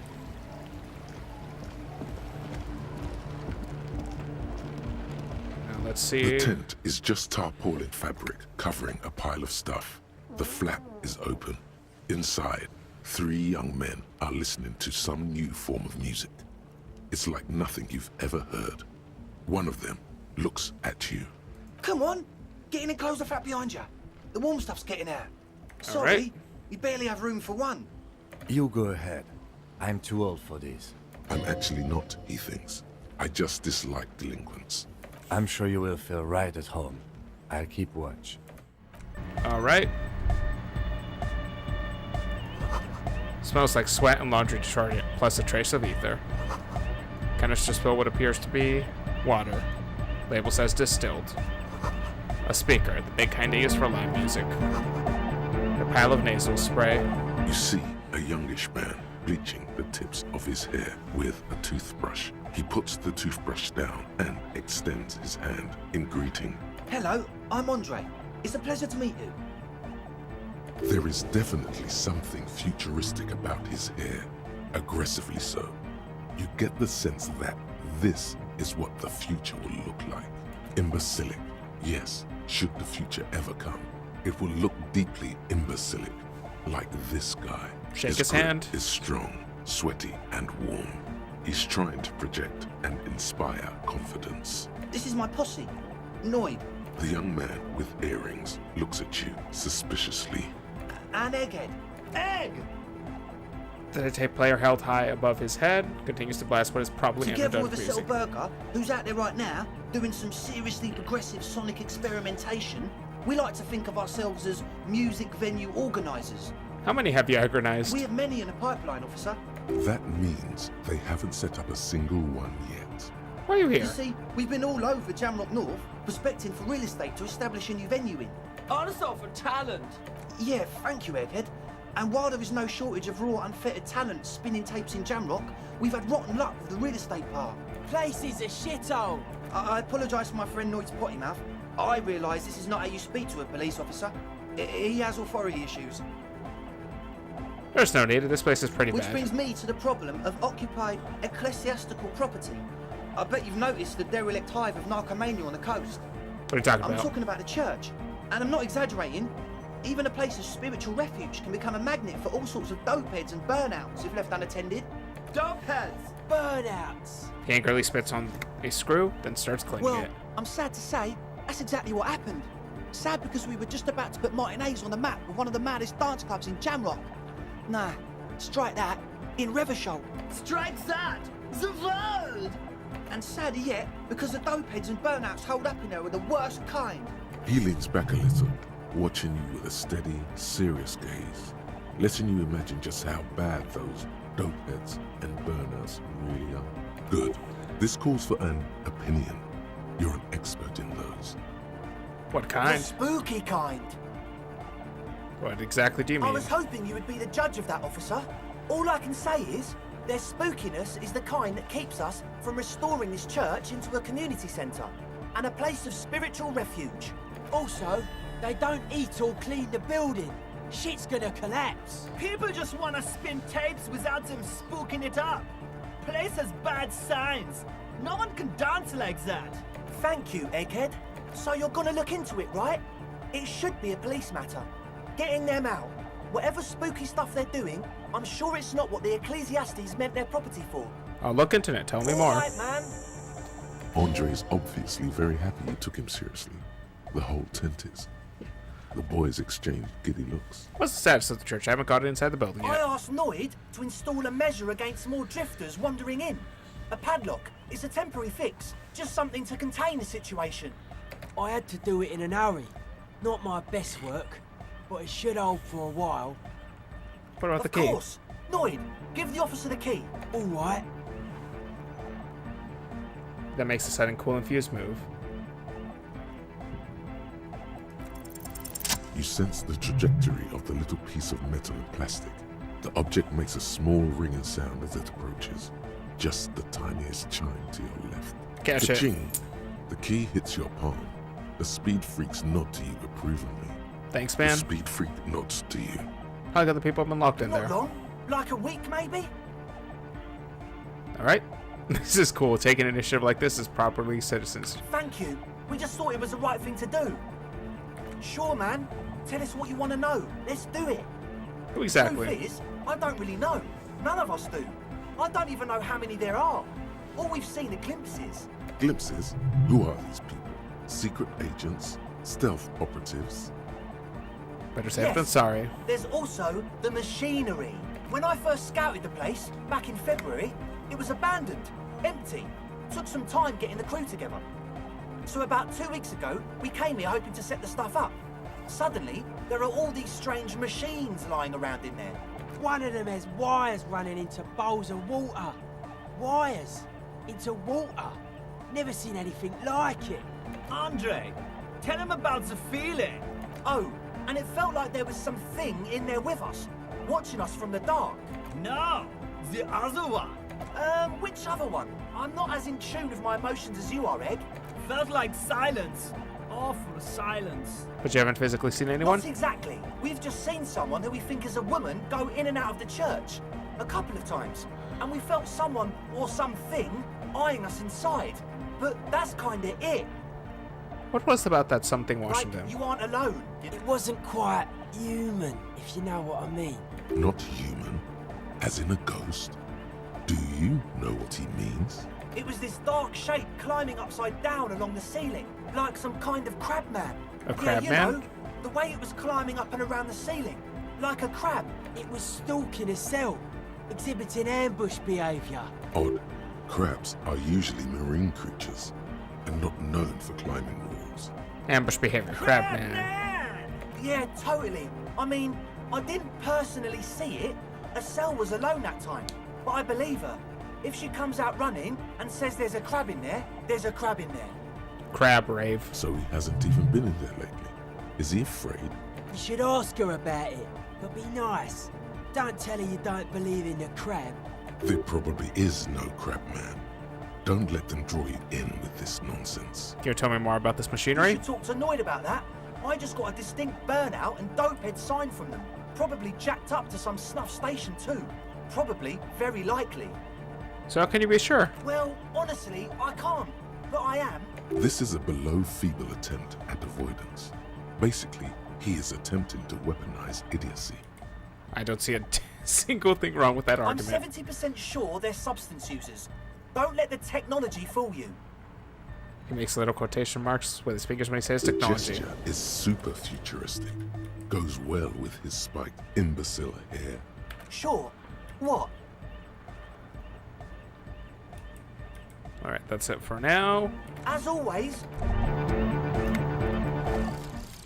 The litany of contact Mike.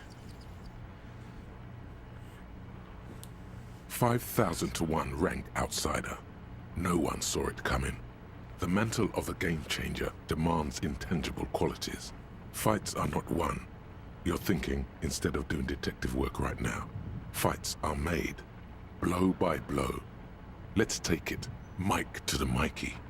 Some low-intensity part of you has entered a sports cliché-driven fugue state, and it's not necessarily a bad thing. Also, Mike knew what it took to win. He just wanted it more. All physique white checks unlocked. Okay.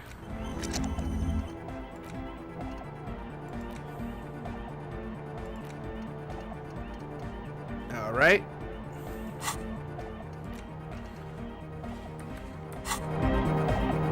hi again. So, Oh yeah, that's a meteor name for the founding party. Thought it'd be cool to use it. If you don't know what the founding party is, there might be a way to mask it with minor demagoguery. Before we go, what do you mean by Meteo? You know, of Meteo. Concerning Meteo. Meteo? Meteo, a country on Muindi. On the Muindi Isla. One of the poorest of the first world nations today, but once a great ancient civilization. Capital, Tilakos, by Percentic. Now humor me. What is the founding Come to party? think of it, I've never really looked them up, you know. I can't give you a precise definition, but they're a very powerful religious organisation. And? And they have roots in ancient mass society. And they're the custodians of the Pericanassian Church. Plus, they anoint the innocents. They, like, made the Innocentic system, no? They sound exactly like the kind of people who like Wildman. You're right, they do. He says without the slightest hint of anger. Pericanassian Church is about love. And Nordic music is about love. I got love for my Pericanassian posse. Love is the relay out of death. We dance. He violently shakes the tape player as if to see if he can break Love it. is hardcore. Unity. Unity. Make some noise for my Insulindian posse. He turns the volume up, that looks around you with a knowing nod, as if it's obvious he will now break You into feel dance. The anodes and the cathodes coursing through you. Your big toe starts tapping along to the base, as if testing the waters. Feels good. I guess love can be pretty hardcore. Oh yeah, it can. He's coming around. You're getting it. Alright. Yeah! Yakokata, the place to be. do it for the masses. Do it for the crew. I didn't want to say it, but it was pretty lame of you to imply otherwise. Anyway, you got more questions? The one with the large head is still looking at you, nodding his head, waiting for your body to start moving. You feel like you could go for a little disco when, or if, they get this club going. You've got it in you. Alright, tell me about the equipment. Yes. What? I see you brought your own water. Yeah, good to have, bitch to carry. When I first scouted the place, I did some reconnaissance. I'm not sure the church even is running water. There's a still too. Oh, it's the one they sell at the fuel station. It's like he's lying to you, my liege.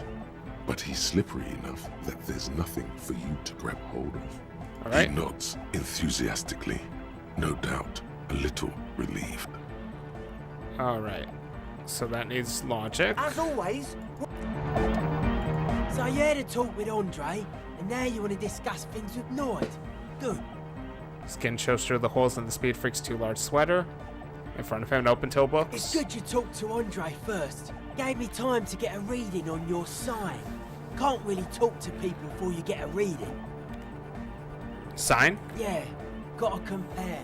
See if we can align. Interesting. I suck at socialising, man. Even now, our sign synchronisation is way off. But I'll see what I can do.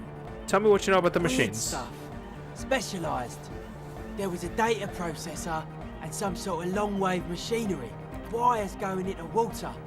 Gives off a spy sign. Or some fucked-up Samaran science sign. You know, the kind that goes head first into the supernatural. The People's Republic of Samara is a product of Revachol's sister revolution on the Grand Isola. It's known as a severely degenerated rogue state. So you think it's... What's wrong with the supernatural? Nothing's wrong with it. You should definitely be researched. You can still do sick shit with it, though. I know, man. I was just talking about the aesthetic. The supernatural. Most of it doesn't exist. But there's also stuff that isn't allowed to exist. Because the moralists think it's too dangerous for the plebs. Psionic powers, pale-related diseases, pretenders pretending to be human, folk rights, that kind of stuff. Why are you called The Noid? hardcore aesthetic is esoteric. It's not meant to be discussed with the law at this moment. I don't understand what that I can means. see that. Further sign matching would do good for us. One way to achieve sign synchronicity would be by getting us into the church. Okay. Let's talk to A Egghead. young man with peroxide blonde hair holds up a Harman Walshi tape player. nodding along to the music. He looks at you with a knowing smile and says, Hardcore! Is it? Hardcore! I don't know what to say to that. Skipper Danger. I am the rearranger. Could there have been a right way out of this garden of forking paths, you think? Okay. The young man. This is hardcore. Say nothing. Still say nothing. Hardcore to the mega. Say nothing. Internally coherent.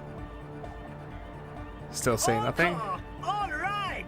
He furrows his brow as his very large head traces the sublime invisible movement of the music in the very real air of the stuffy tent. Hardcore! Ah! So Is it hardcore. It is. What is it? I mean, really. I was thinking that I am the too. mic enforcer. I am the chick's checker. Yeah! Okay. What the hell just happened? All right. Back to the hardcore. Say nothing. Still say nothing. Internally coherent. All core. All right. Yeah. He furrows. Hardcore. No, but seriously. The question is, what is the question? That would have been good if I had asked you a question, but I didn't. Now it's. But there was no. Oh my god. The club true. Hard. Full car. Hardcore. But is it? I mean, really? This young man adds a capital G before the H in his yegs and args. This produces a guttural Gotwaldian accent and makes him sound more animal, more in it. Or maybe it's not Gotwaldian. Maybe it's Oranese. Probably an homage to Oranje, where Arno van Eyck is from, judging by his name. Could you be listening to an Arno van Eyck creation right now? So this is the famous. You know about him? His eyes are the size of Hassett. Looks like you're rendered in species. Yes, I'm a major egghead. Wow. The skinny wraith looks at you with some disbelief. So am I. So. Oh, is that why they call you Egghead? Because Egghead to the mega. The K became the G. The boy became the man. The Advent? Did that count as solving the egghead puzzle?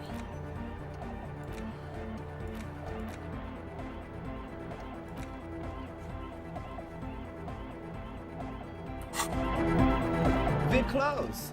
True. Hard. Full. Car. Hardcore. Hardcore to the mega. All right.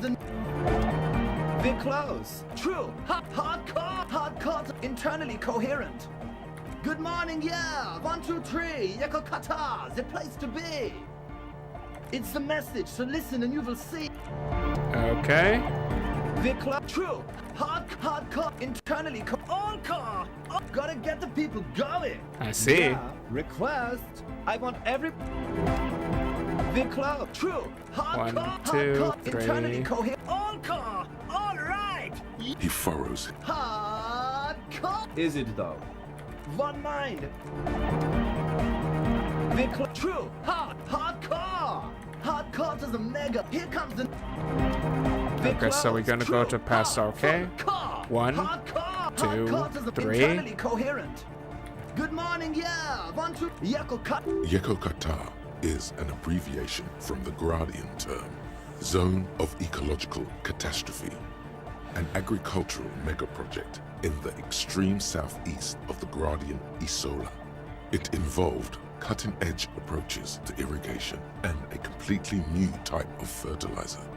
An intricate system of irrigation networks pockmarking the earth, intermittent seas of phosphorus mud, ripped tarpaulin fluttering in the wind. A pair of molten rubber boots also comes to mind. All in all, a truly hardcore place. We're close. All right. True. Hard. Full. Car. Say nothing. Hardcore. Hardcore to the mega. Internally all car. Gotta get the people going. Why? I'm the party boy. It's my job. Why it is a party boy? Party 25/7 beyond the winter's orbit style. There is a place far away in Katla, beyond a certain latitude, known as Winter's Orbit, where there are 25 hours in a day. It is a tremendously cold place, abandoned to drunks and failed rock stars, full of Eternite, depression, and half-finished ski-flying hills. The Suru lived there. Right? Viclo, true. Hardcore. Hardcore to the internally. All car. All. Gotta get the people going. Why? I'm the party boy. It's my 2 on a track. Watch your. Okay, so. Viclo, true. Hard. Full. Is It's it? hardcore. Skibberdy. Okay. Viclo, true. Hardcore. Yeah. This young man, or maybe it's not, The Y to the E to the A. Yeah. he missed one A.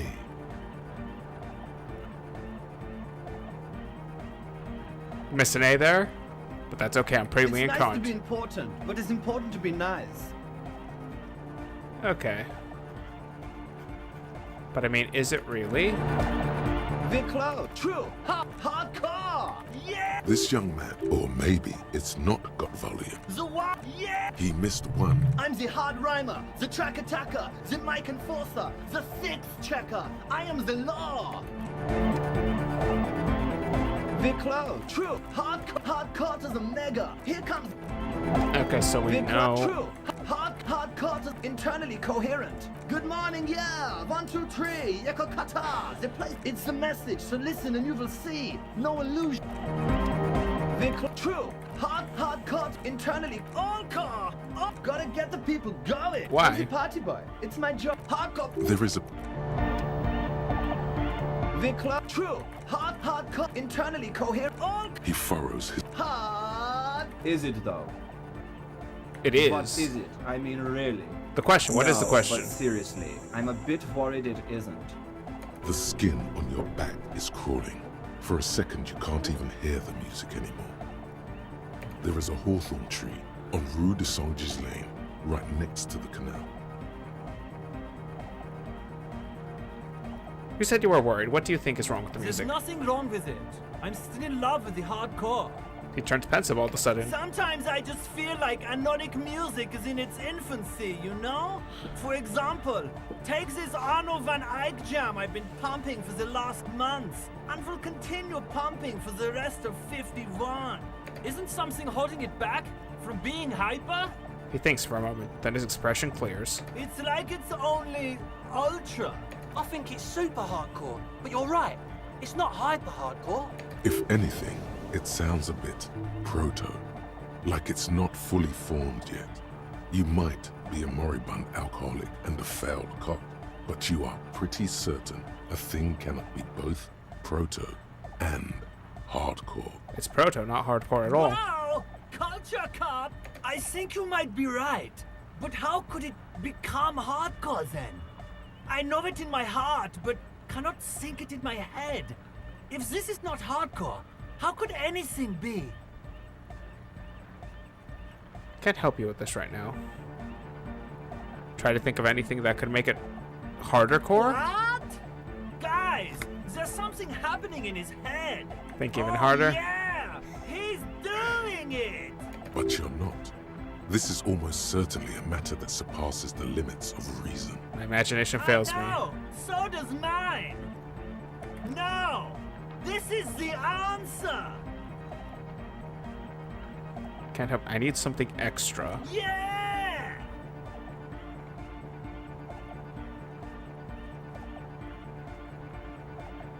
All right. Okay, so we're gonna switch to physical instrument. We've got physical instrument.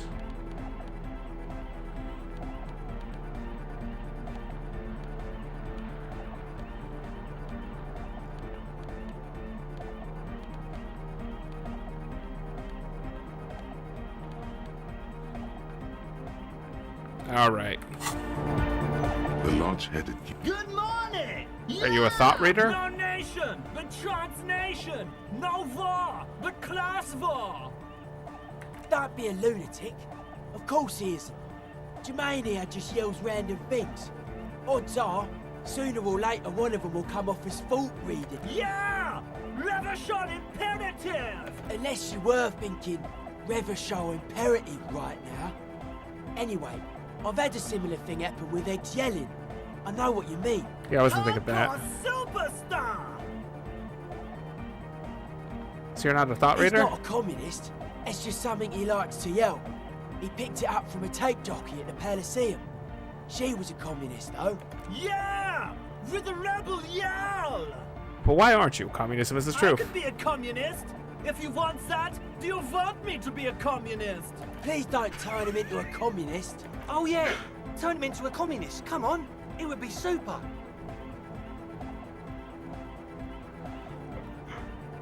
That path... Oh, which one will get him to commit the hardest? The path is too hardcore. Tell me something else, Egghead. Yeah! Is your real name Jermaine? Dark Hard Hardcore! Jermaine Egghead! Basically, yes it is. Why are there lungs on your belt buckle? Lungs are for love! Why would lungs... When Dolores Day was anointed innocence, her lungs started glowing through her body. For the world loved her, and she loved it back. Yeah! Why wouldn't they be? Are the lungs not the place where you hold the breath of your soul? Oh yeah, it makes perfect sense. In a woman's lungs. Lonely as I am, I'm not afraid. This strange, damaged feeling grows on and on. 'Cause I've never loved someone like you before. Alright. You know it in your lungs where the pressure should vibrate. In your heart that's alone. And in your solar plexus where the hits should land. So does every chordate animal. It needs more bass. What? The young man makes a sudden move, like it's about to turn the volume down. Add a melody. A good melody is what makes a song really stick, so that you can't get it out of your head anymore. Wow, okay. We should start with the melody. But where would we get that stuff from? I don't know, I was thinking you would I'm know. sorry, I don't know anything about Nordic music. I'm just the party boy. I get the people going and say it's hardcore. Alright, I'll see if I can come up with a The citizen young man investigation. falls silent with appreciation. He even tries to contain his smile, as if it could hinder your investigation. Basically, what you need to find here is a tape with some banging music on it, so that Egghead could use it to remix Van Eyck's Jam.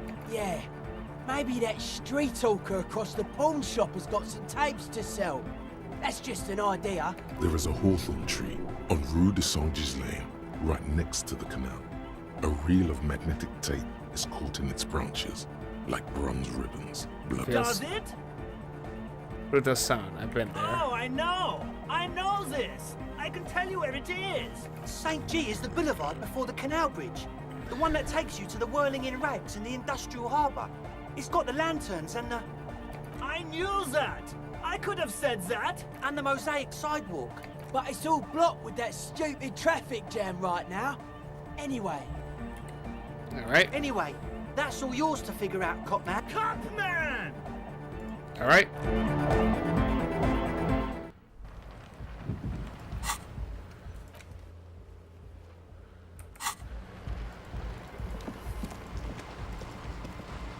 The shaggy head girl. So you talked to my associates, right? I'll help you, alright? Let us know if there's any progress, will ya? We've been waiting for weeks here. They just told me you went inside the church. What did you see? Oh, that. You're not going to believe me. There's no point in me telling you. She's less prone to blurt it out, Crab Man, than the others. We'll see. Let's go ahead and tell me. Okay. I went in and I saw a woman next to one of those machines there. Noid calls it a mainframe. She was dressed like someone who's been raised by their grandmother, you know, strange old clothes. Had this absent expression, didn't say anything, just stood still. Go on. And then, you know, right behind her, a man crawled down the wall. Upside down like a crab, down the church wall. I think the woman didn't even know he was there. He was completely silent. He stopped right before he got to the floor, then just hung there like that, looking at me. Right at me. I fucking turned around and walked out. End of story. Like a crab, you say? What does this crab man look like? It was too dark. I couldn't tell exactly. Come on. She obviously could. She already went into detail. You're wrong. I do Why? believe you. What will you stand to gain? Nothing. Anyway, what else? I'd like to know more about your My associates. associates? I haven't got much to say about them. There's no something Of about course them. I do. I just don't tell people about my friends and who they are and so on. To the cops. What about you? Me? I'm a silver bird. Don't know what makes you think it'll be any different later, but... Alright. Do I got anything that increases my empathy? I'm already wearing it. Okay.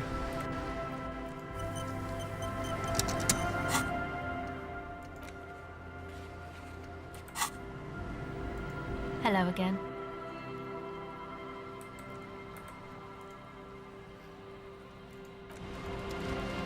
Alright. Oop.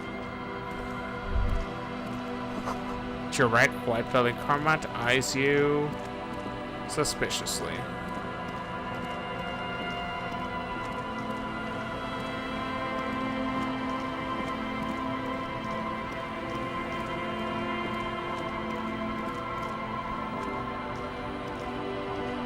Heavy wooden doors, more than twice your height, stand shut in front of you.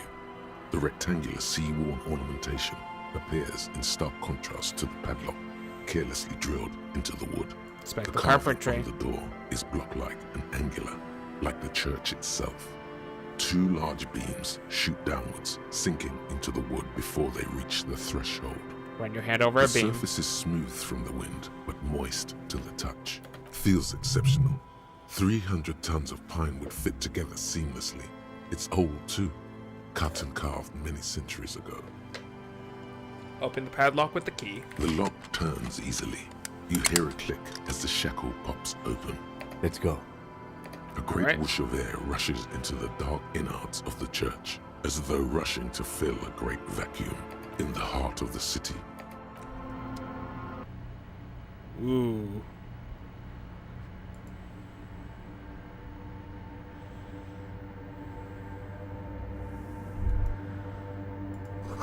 A strange stillness fills you as you look ahead. You should walk here, not run.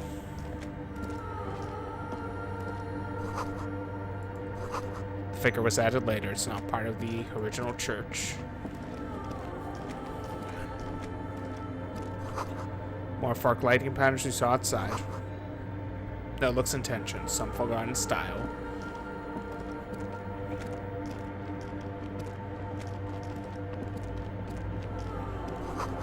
Black bars fill with complex equations. They look recent. Something to do with radio frequencies. 2 decks of rotator tips spinning on empty.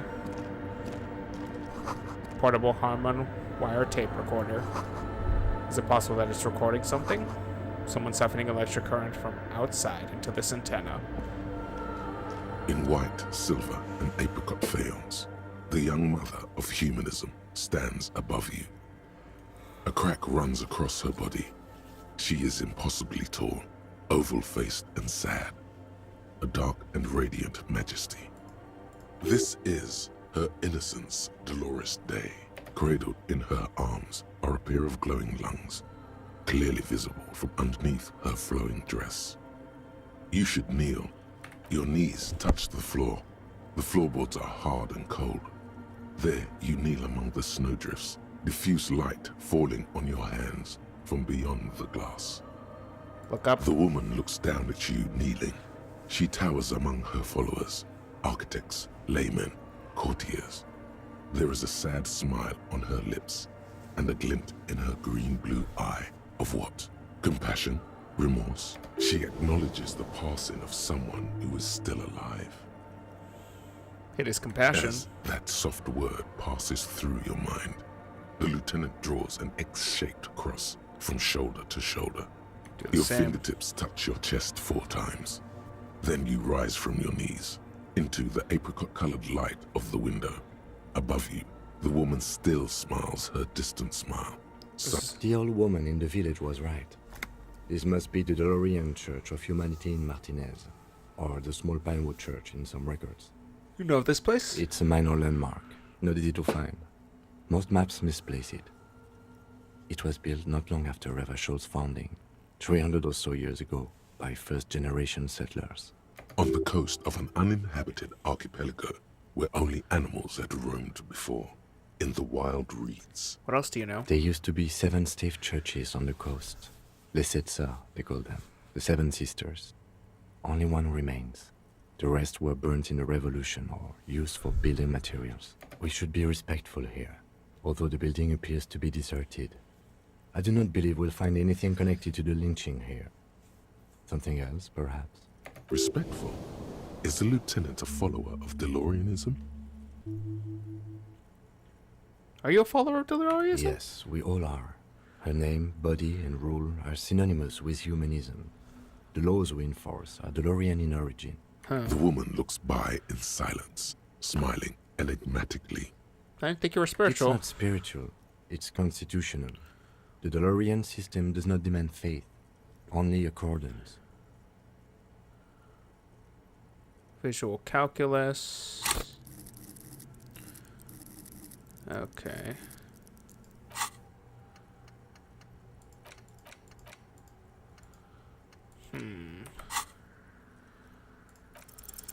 Despite the damage you've done to yourself, the title appears lodged in your hippocampus. This is Her Innocence Dolores Day, the innocence of humanism, internationalism, and the welfare state. Perhaps the most famous human being ever to have lived. No amount of Commodore Red can wipe her sad smile from your brain thing. It has survived the deluge and haunts you still, and will haunt you forever, as it haunts all men. What exactly the is highest innocence? category of historic individual, an embodiment of the world spirit. A ruler. More, an innocence is elected to office by the founding party, a precedent that has taken place a mere 6 times in the entirety of history. The legal system of the Real Belt is built to accommodate an authentic rule should it coincide with our time. An innocence is infallible. The decisions made by one are not decisions. They are inevitabilities. What would have happened anyway? Only accelerated, packed into decades instead of centuries.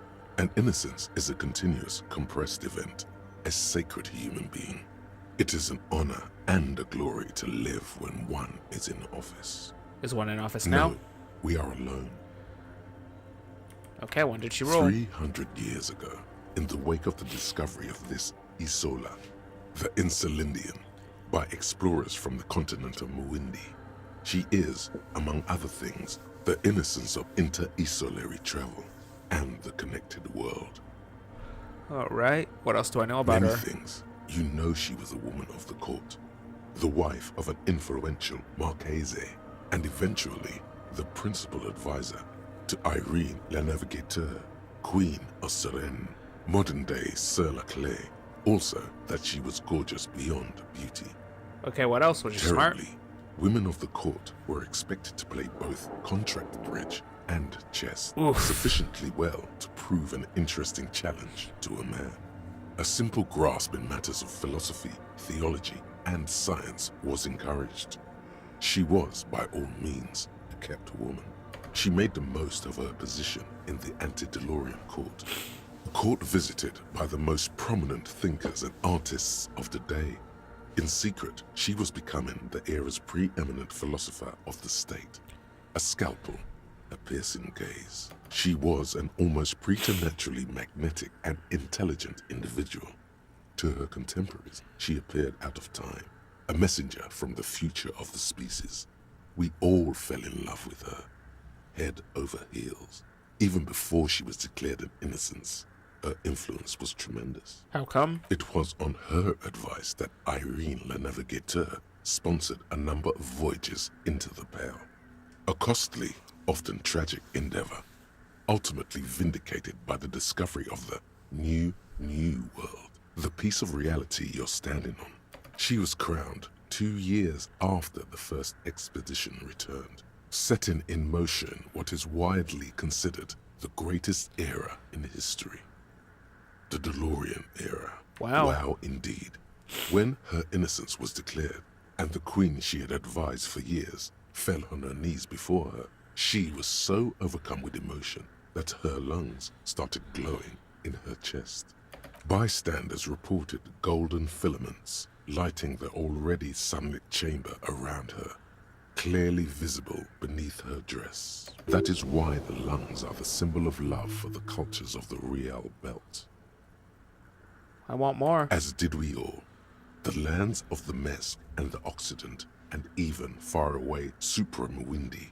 Altogether, 21 of the 40 Mundial nations of the time immediately accepted Innocentic rule, even before her crowning.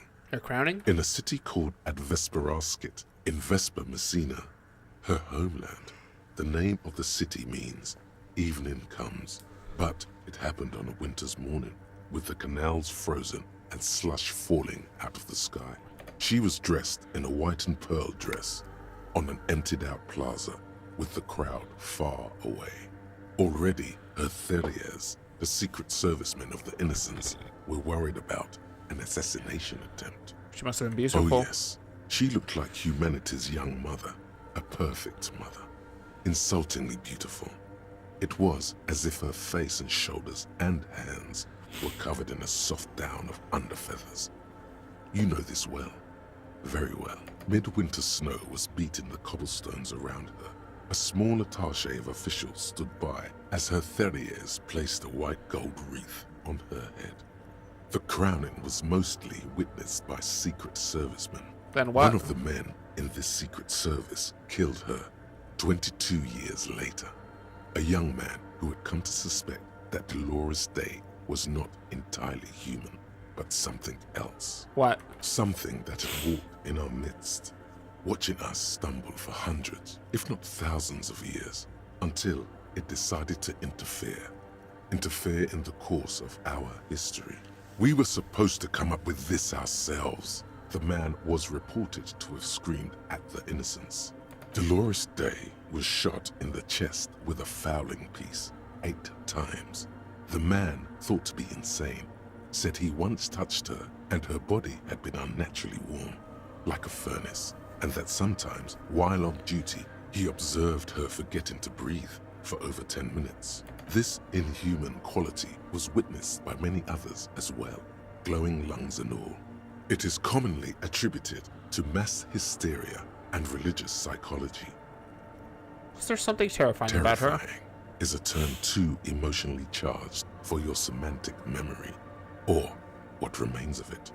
But although she's often considered to be the greatest human being to ever live, there was something ominous about Dolores Day, constantly surrounded by her Theriers.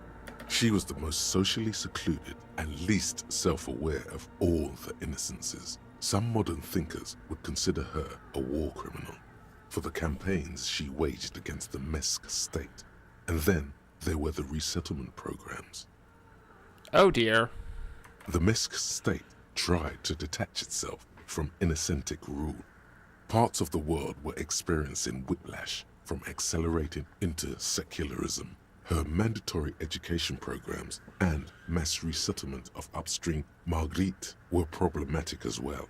Dissenters were suppressed by a military force she called the Army of Humanity, suggesting those who fight against it are not part of humanity. Ooh, that's some good propaganda. She adored chess, yes, but also military war games. Dolores Day often holds a tiny tin soldier between her index finger and thumb, in icons such as this.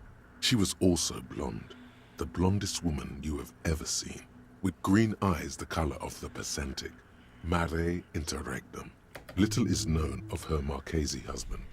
It's as if he vanished from history after completing his role, which was to introduce Dolores Day to court. In conclusion, yes, there is something lonely, paranoid, and even terrifying that people seldom mention, but feel when they think of her. This subtle terror is part of her iconography. Lieutenant Yefrater, you've stood there for over 5 minutes. What are you thinking of, if I may ask? What do we tolerate? She's beautiful. She's not human. Okay. This church, the coast in general, We shouldn't linger here. This isn't a good place to get lost in. We should conclude our business and move on.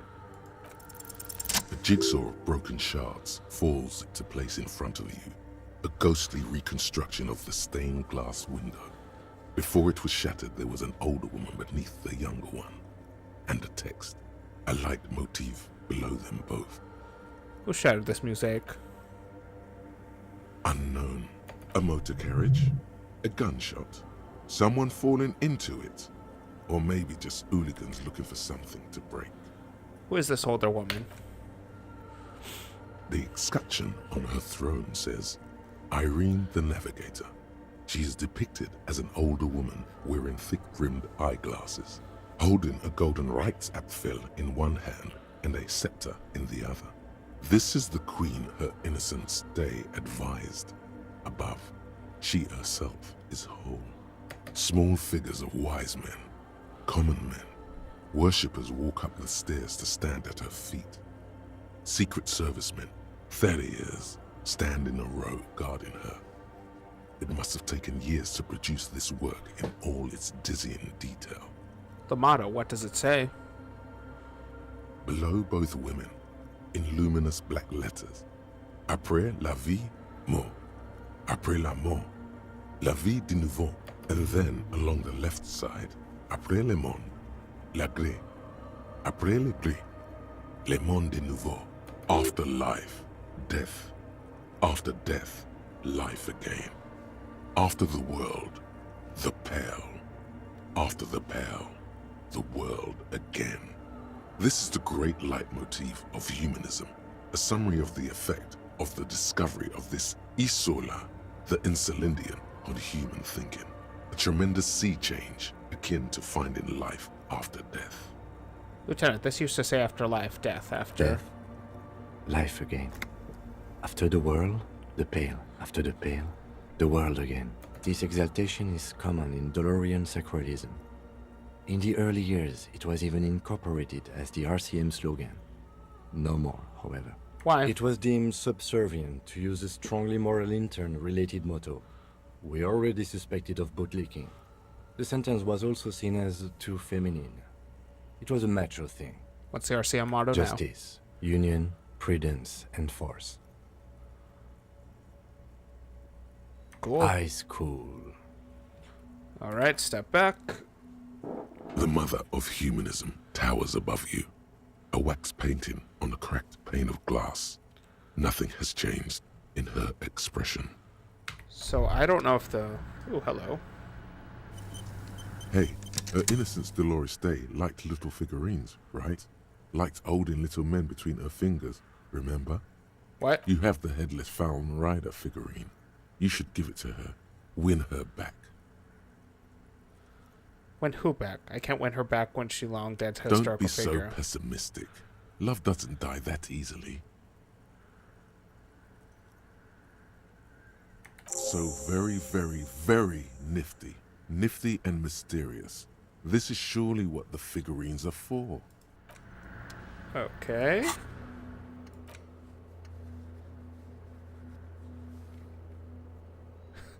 Alright. If I meet Dolores Day, I should give her something. And I think we're gonna call it there. Because unfortunately, I don't know if the microphone caught it, but it seems that the dinner I ate is activating in my stomach. And yeah, none of us... Well, I have no choice in it, but I would like not to hear it. But I can at least save y'all from it. So we shall be ending the stream there. Thank you for watching, and we shall see you next time. Now we await for the screen to appear on the other stream. Oh, yep, there goes YouTube. There goes Twitch, I mean. Not YouTube. YouTube has only ever been first once. But now we're waiting, now we're waiting, now we're waiting, now we're waiting, and there we go. Alright.